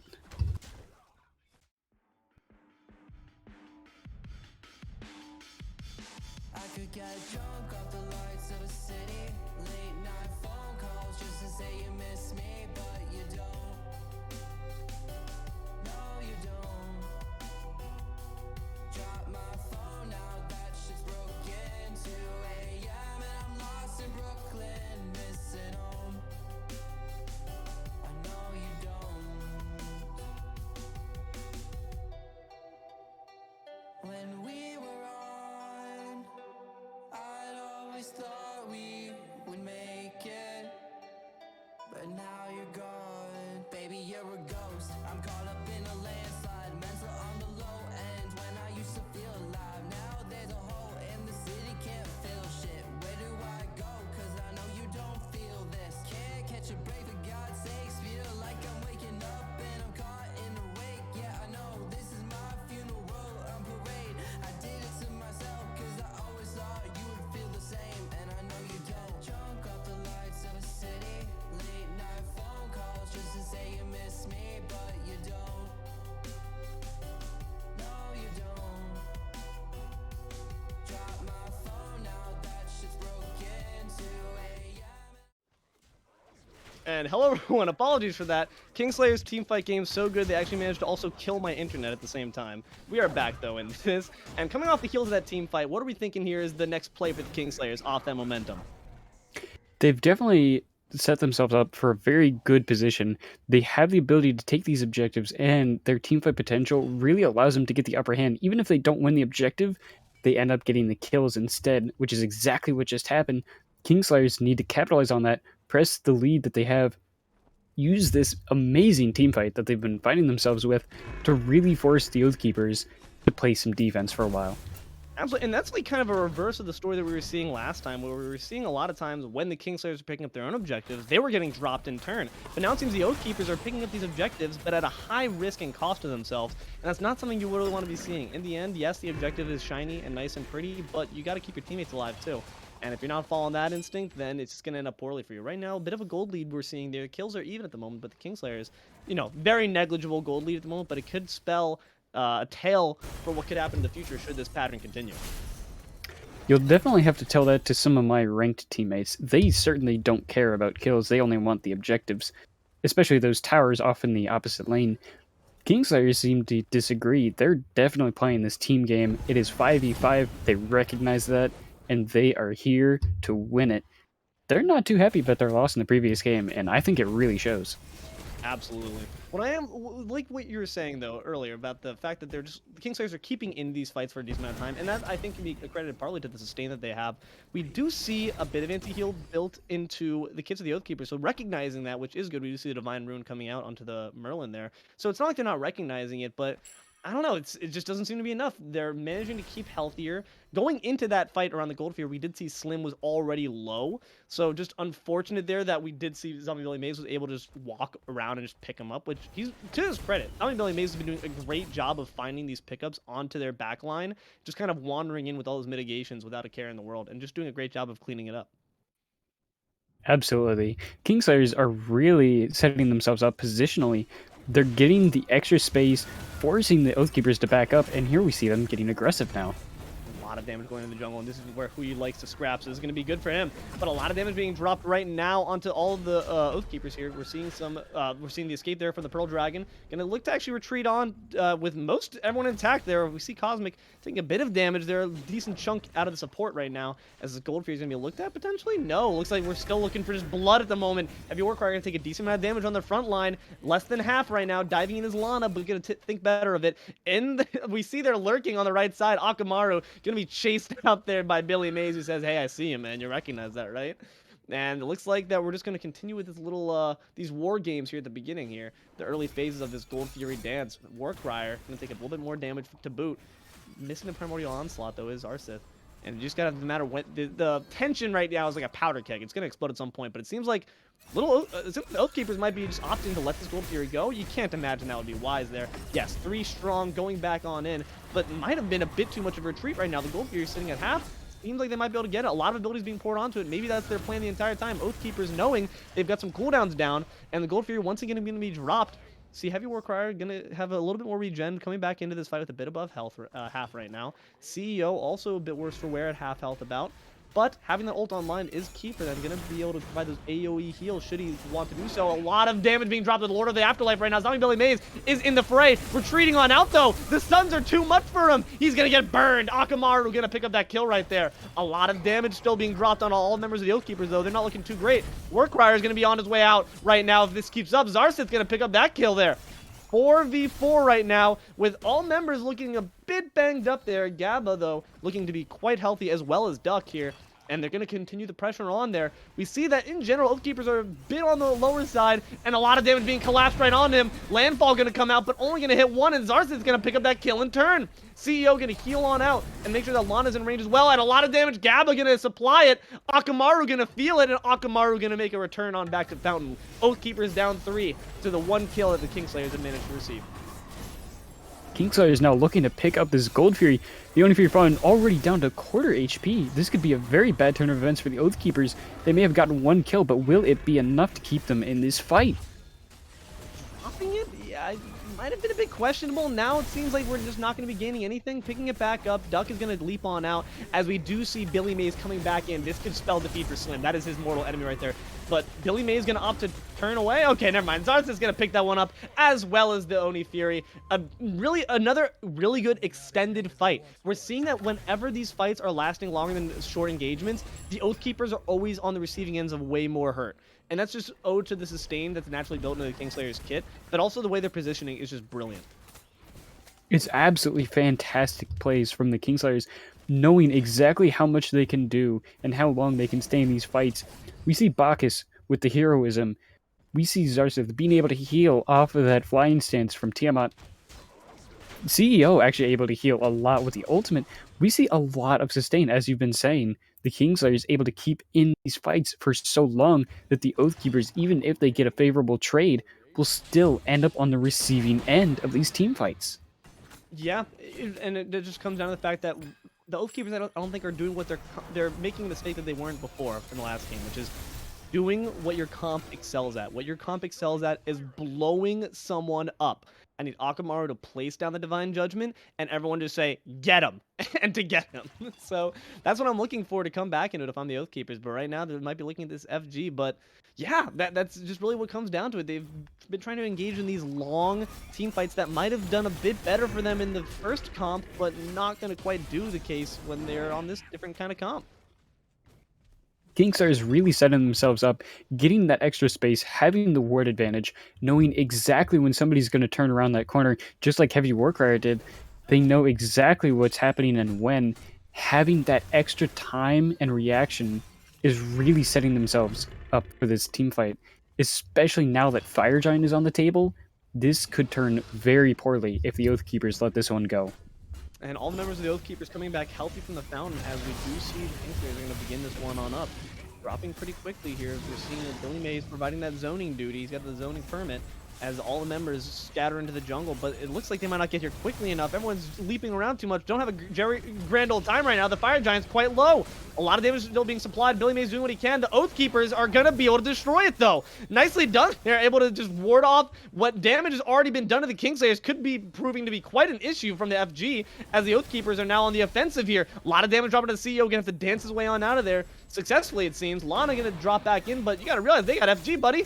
ZombieBillyMays is going to try to back on out of there with grace. Seems like they're looking to still engage their landfall. A big one, too, hitting 3 members of the Kingslayers. Stun being dropped onto them. Lana quite low right now. Seems like a lot of damage being focused on the support. Pearl Dragon going to be able to escape Gab on out of there. For now, at the very least, she's looking to be in quite a bit of danger still. Akamaru going to pick up Lana, and it seems like Gabba might be next on the menu. The Aegis is dropped, and all that damage there for the Mystical Male is going to come into play. Warcrier going to pick up Gabba. Xarxith, I think, has already expended that dash on out of there. Might be in still a bit more trouble right there, but there to support his CEO. Going to try to make sure that their carry gets on out just fine. It seems that they will. Losing 2 there, and the FG, not what you want to see if you're the Kingslayers. I didn't realize Genetics had a Smurf in this lobby. We see a beautiful 3-man pull on that landfall, forcing the Kingslayers to stay in that fight. Ends up getting a couple extra kills on top of a stolen Fire Giant. That will result in a dead mid-Phoenix. The Oathkeepers getting a little bit aggressive, though. Unfortunately, though, CEO is going to pick that one up. Now in full retreat are the Oathkeepers, but they might have overstayed their welcome a little bit. We do see Warcrier doing what Warcrier does best, which is sticking around and being a pain in their side right now. And we do see that BillyMays is in a bit of trouble right now. Lord of the Undead are going to have to be expended right there, but still might not be quite enough. The sun's dropped. A lot of damage, and that slow is going to do it. ZombieBillyMays is going to be picked up now. And now we see another member down dropped on the side of the Kingslayers. 1 member dropped for exchange for 1 member of the Kingslayers and a Phoenix. We're taking that one.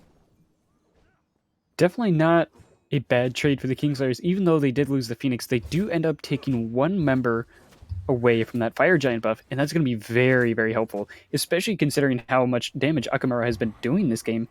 It's really just a threat.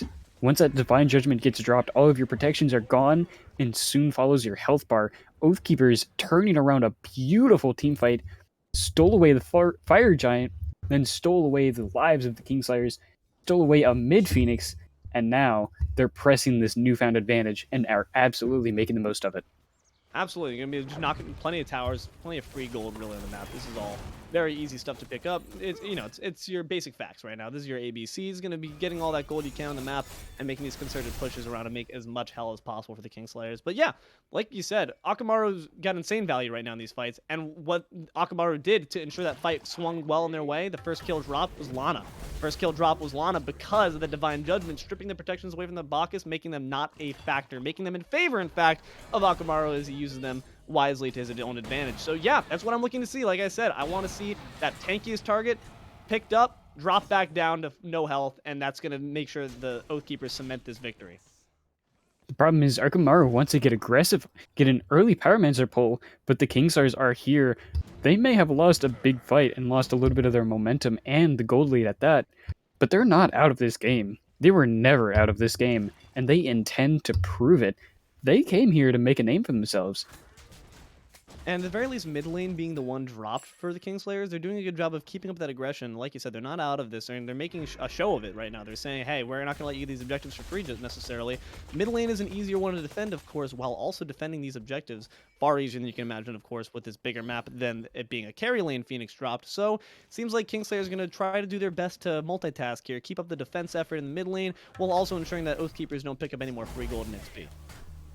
The good news for the Kingslayers is the fact that it was, in fact, the mid lane and not the duo lane that lost to Phoenix. So even if they have to take a bad fight around Fire Giant, they still have that extra time to clear those fire waves before it gets a little bit too far, while still being able to walk over to Fire Giant before it's completely shredded. But the problem is Oathkeepers have a lot of shred and a lot of space. And now a lot of bombs as they pick up that Pyromancer there, essentially for free. The Oathkeepers were actually managing to just outlast, say, hey, we know you guys are going to stick around while you have fire minions, and we're going to pick it up once you guys are distracted. Going to do so now, pushing right into the jungle here. We're seeing a bit of damage on Alana, a bit of damage on BillyMays as well. and looking to maybe back on out of this fight, but the Fire Giant's there, so you have to get on back quite quickly if you want to make sure you're still a factor. Gonna opt to stay on in, and I think that's the wise play right here, as we recognize that the Oathkeepers are looking to really try to push some aggression here, trying to force something to happen, get one pick to make this Fire Giant fight that much easier. Definitely going to really come down to the situational awareness. Will the Kingslayers be able to sustain, or will the Oathkeepers use their space to their advantage and get the damage that they need? A lot of damage being dropped on Immortal. Forced to retreat using that belly flop. Not where you want to see that ability being expended like. And now we're seeing BillyMays being the target of choice here. Pulled back in. Quite a bit of damage there from Maui. Lord of the Undead once again expended defensively. We're seeing a lot of those abilities unfortunately going the way of that defensive use to escape rather than to put on any pressure onto these Oathkeepers.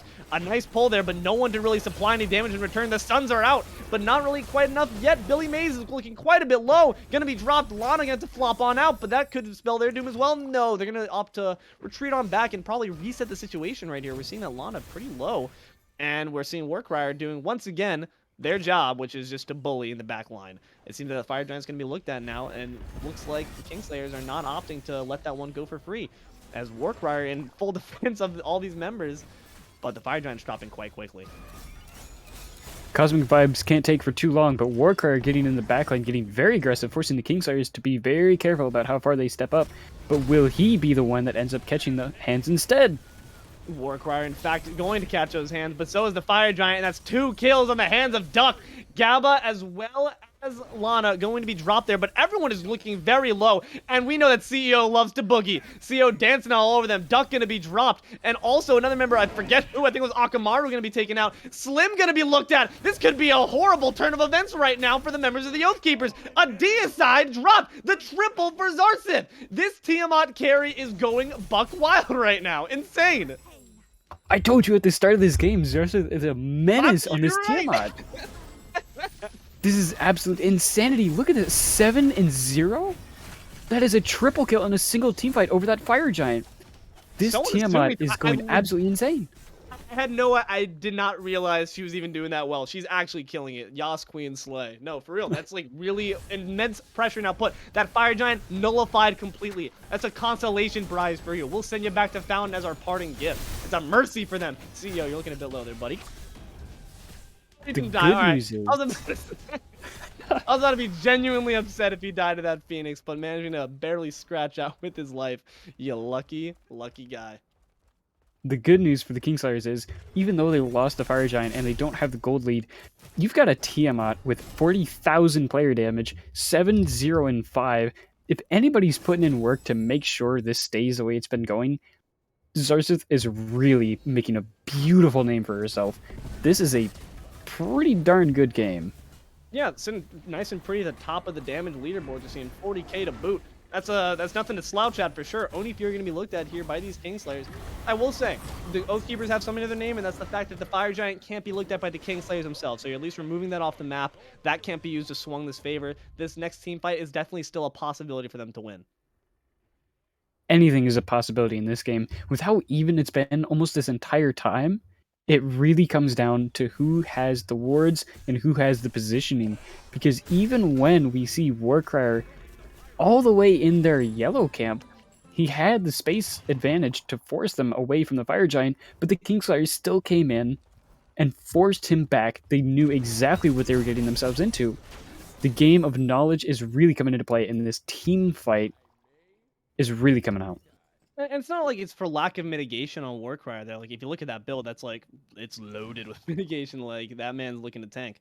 But just not quite enough, honestly. And also, I think maybe positioning-wise, try to set not the offensive, but the zoning permit a bit too far out ahead. You're not regulated for that. And it honestly cost a little bit when they tried to retreat on back. They were already just too low for when the fight got actually turned. Once they dropped that Fire Giant, it was already too late for Warcrier. Had taken way too much damage in the engage before. They're now looking to engage here on this left side. This dual lane tier 2 being looked at by the Kingslayers, trying to push this momentum that they've been garnered here by Xarxith. Xarxith just looking free to cast Primordial Onslaughts and Ruinations, but hey, HeavyWarcrier says, I see what you're doing there, man. I'm not letting that happen again. Oh wait, a lot of damage being dropped. The Roar gonna do a little bit, but not quite enough. Looking very low there. Pearl Dragon gonna be expended there on the Yuwong, but looking pretty free to just take on this tower right now. as we're seeing the potential for Kingslayers to really just blow anyone up. But hold on a second, teleporting back in is Warcrier. Gonna expend that wisely. The Ruin Bomb, though, gonna instantly knock him up in the air.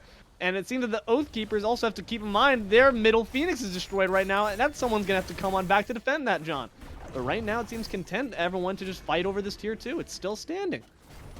The good news for the Oathkeepers is the Kingslayers don't have a traditional ADC, so taking down towers, and especially Phoenixes, any objectives really for that matter, are not the speediest of processes.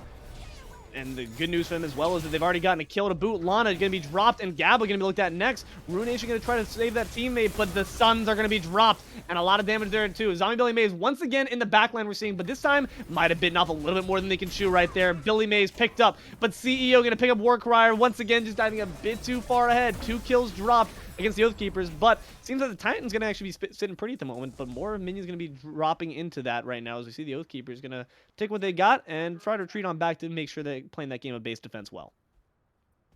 Even in an unfavorable fight, Xarxith still remains 7-0-6. This is a beautiful play coming up from the Kingslayers, really making sure that the one person who needs to stay alive is there as long as physically possible. CEO putting in as much work as he possibly can. He's really making a good name for himself as well. The Kingslayers just playing a beautiful team game. They're really putting the team in team fight right now. Oathkeepers not letting them get it for free though. Certainly not. You got 3 members down. I'd say that's you got scalped a little bit there if that's the price you're looking at right now. And in fact, the cost right now might be this Fire Giant as we see members of the Kingslayers mustering themselves a bit too late there. This thing gonna probably be dropped. Phoenix gonna respawn, but probably be fine as well as we see all the minions there looking nice and healthy coming out from the side of the Oathkeepers. So we're going to pick up a Fire Giant for free, as well as that Phoenix going to return on back, so they don't have too much to worry about once this wave of fire minions is cleared out. It's definitely going to be a good feeling not having to worry about those mid lane minions pouring down, attacking your Titan, especially because that opens up the freedom to go attack the enemy mid lane, or even take out the remaining T2 towers on the solo and duo sides. The Oathkeepers, with that Fire Giant around their belts, this is advanced fire. This isn't your average everyday Fire Giant. They really have the extra advantage in this fight. Advanced darkness. No, absolutely true. What I will say is, as we see this objective play continuing out, you know, obviously those small pots being popped for power, but now you're going to be looking at the first 3K pots are probably going to be popped by the Oathkeepers. That's going to be a significant boon to them in these next team fights as well. On top of course, the Primal Fury, and on top of course, the Enhanced FG, which is going to be causing absolute hell here as we see this next team fight looking to be drawn in the carry lane, or in the duo lane, as we see them push up that 1 tier 2 standing on both sides, both extreme lanes there, the solo and the duo. And it looks like the Oathkeepers are fixing to change that. Xarxith can't hide behind that wall. You're a little bit too tall to be playing hide and seek now. This game is 40 minutes in. Dude, they're like playing like Egyptian rat screw with those. They're just like smacking down on the wards that they're placing instantly. Pretty funny. Seems like we're just looking for ward control here, but you can see him right there, buddy. You don't even need that. I mean, it is good that they're actually placing wards. That's something I wish my teammates would do more often, but hey, these guys are really making a good name for themselves. That is why they are in the Smite Draft League, after all. These people know what they're doing a little bit more than we do. But hey, at the very least here, it seems like they're doing a decent job of playing this game of base defense right now. All members with the EFG right now, though, it's only a matter of time before they begin to make their push. They're just looking for the minions to pop on up so they can make their first offensive into this left side Phoenix. The poke coming out from the Kingslayers, this siege defense is really coming in handy. They're able to keep them at bay for so long. The extra range is such annoyance for the Oathkeepers. It's making it really hard for them to get even close to the Phoenix line. It's like all Xarxith though. Like, Xarxith's just like spamming these things out. Like, do you see how quickly like she's just ducking out these primordial onslaughts? It's like an actual onslaught. Like, she just keeps ducking these out. The Ruinations are coming out too. And I gotta say, during that last team fight as well, I will say something we didn't mention. She does a great job not only dealing that damage with it, but healing as well. Wasn't able to succeed in saving her teammate in that fight, Gabba, but she did a great job of at least preserving some time, and that's going to come in handy, especially when you have teammates on the retreat there. But it looks like she might be in the retreat herself a little bit, but she's doing a great job of using those abilities to their fullest potential, utility-wise and damage-wise. Meanwhile, though, Warcrier once again looking to be a bit too big for his britches right now, taking quite a bit of damage. Xarxith's going to dive in and make him fear for his life, but not going to be able to find the damage quite enough to do so. And that Phoenix onslaught, not really going to see too much in the ways of success right there. Half health, but still looking pretty healthy overall. If I'm Kingslayers, I'm pretty happy with that exchange. Definitely a good setup for the Kingslayers. Even with the advanced Fire Giant around the Oathkeepers' belts, they're not even able to step into the Phoenix very far. only about a third of the HP of the dual side Phoenix went down, and it's still standing. Kingslayers putting up a massive defense, almost an unbreakable wall. The Oathkeepers are really going to have to put in their absolute best effort if they want to even get close to ending this game. Children of Creation has been expended by Xarxith, so at least we have that not to worry about. But Akamaru, we do got to see, he's got the Divine Judgment on hand, and that means that one person could potentially be blown up at a moment's notice. Now looking at this Phoenix, we're diving on in. Ruination going to do some decent damage here. Xarxith looking to be a bit low at the moment, but going to hang in the back line, just deal what damage she can. HeavyWarcrier, once again, just do, but taking quite a bit of damage from his opposing solo laner, BillyMays. BillyMays doing a great job, as always, of just wrapping around this back line and bullying anyone who he comes across. So nicely done there. Phoenix is going to be dropped, though. They got what they came for, and they're going to retreat in full. Wisely done there by the Oathkeepers. I say don't stick around, don't push your luck. You got what you need, and now you can set up for this next FG. They do definitely have to back up since they did take more damage than the Kingslayers, but they got the duo side Phoenix, and that is going to be very important for this next Fire Giant dance. This could really make or break the defense of the Kingslayers. They're running out of time. That is just a running clock, and they have to be the one to win this race, or it spells absolute disaster for them. Kingslayers are now on pressure. If you're looking at who they decided to hang back, it's Xarxith. What are our thoughts on Xarxith being the one in charge of cleanup crew? She may not be the most mobile of them all, but with Children of Creation, she really does have the ability to stall those minions for just a little bit longer, giving the Kingslayers a little bit of extra time to try and defend that Fire Giant. This could either work out very well for them, or, depending on how well the Oathkeepers play this, it could turn out very poorly for the Kingslayers. Seems like it worked out, though, at the very least. You're right. The Children of Creation coming in handy to make sure they've got a little bit more time, because now Xarxith being probably the only one able to achieve that clear on the left side while also being present in this team fight, which is where you need her. Like you said, she's key, pivotal for these fights to be swung in the way of the Kingslayers, so you need her on the field right now. But those Firemans are now starting to come in as they inevitably do, and CEO is now going to take his turn, tagging on out. And the Pyramid is going to be dropped by the Oathkeepers, and that's going to be just another bomb in their pockets right there on the side of Akamaru to help secure this FG. Also worth noting, Seer of the Jungle on Akamaru going to give them extra ward control, and with the teleport coming in from HeavyWarcrier, the Oathkeeper is going to be getting really aggressive on the Kingslayers.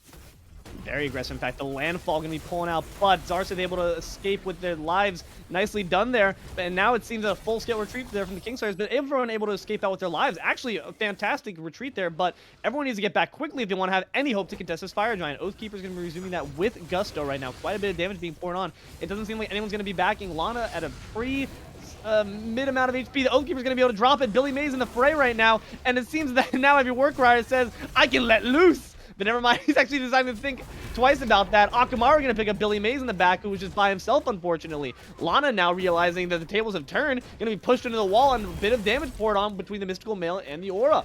Nicely done there. Lana going to try to get out past the tier 2. Not going to succeed. Double kill for Akamaru as they continue to push this offensive. Beautiful from the Oathkeepers, really took advantage of the extra space they got against the Kingslayers, and absolutely made the difference. Now, Advanced Fire Giant, 45 minutes in, they have all the space in the world. All three of the Phoenixes going down. Nothing standing in their way. Oathkeepers have this game to win. 40 seconds on both BillyMays and 50 on Lana. That's their front line eliminated, and that's going to just allow them to saunter into this fight and deal as much damage as possible. Trying their best is Xarxith, not able to do so. That clean record has been expunged, and so has any chance of the Kingslayers taking out this set. That is going to be another victory of the game and the set for the Oathkeepers. We will see you momentarily at the desk to talk about the wrap-up.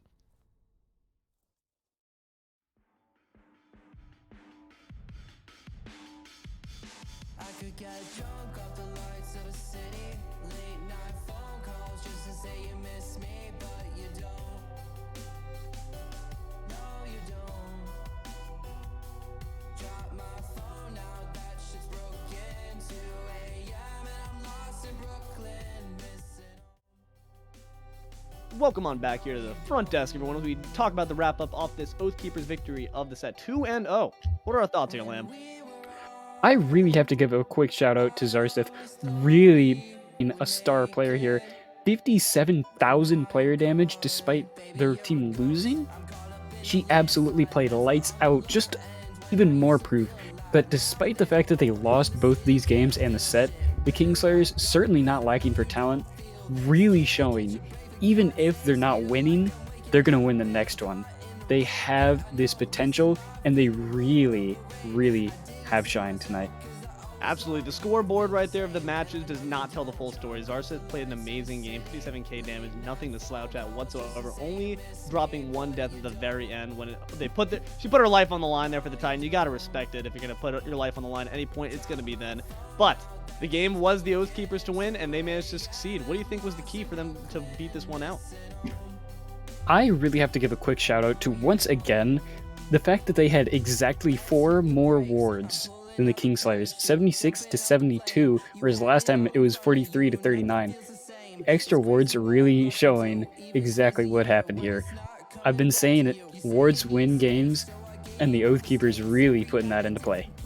Absolutely. I will say, it's not like that the Kingslayers didn't put in adjustments. They made the adjustments necessary. I think they played a really way better laning phase. It just wasn't quite enough to surmount what was going on with the Oathkeepers. They had really good cohesion. Akamaru really came online later, scoring 10 kills, and was doing an amazing job stripping protections there, making sure that they were picking the right targets to just blow up with that ultimate. I think the Nemesis pick was such a stroke of genius on that part. I love it when a non-conventional god is played against a comp that it just really suits to counter. It's just wise play, you know, you're not always thinking of it, but in this case, if Akamaru felt comfortable enough, and he did, and it succeeded. I like it. I'm really happy with the counterplay that I saw on both sides here.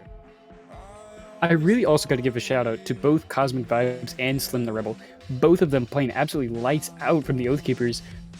Slim the Rebel on Merlin getting 48,000 player damage in this game number 2, also really just showing he's here to win. Even though it's not the top damage in the lobby, that's still the top damage on the team, and absolutely put in the value. CosmicVibez, on the other hand, as a support with 80,000 damage mitigated, may not be as much as HeavyWarcrier's 132,000, but the 22 assists and the beautiful support and CC from CosmicVibez really goes to show this is a team that knows how to play together, and they absolutely will make you regret facing off against them. Yeah, just CosmicVibez had some amazing landfalls, really able to just clutch them out and cut them off, really, from the Kingslayers. Any support that's going to come in to help you, they can't come, and any hope of escape is quelched beneath that gigantic island. What can I say, but you're welcome. With that being said, thank you all very much for watching this Smite Draft League of the Immortal Division. I've been Deelo, joined here by Jeeringlamb, and we'll see you all next time.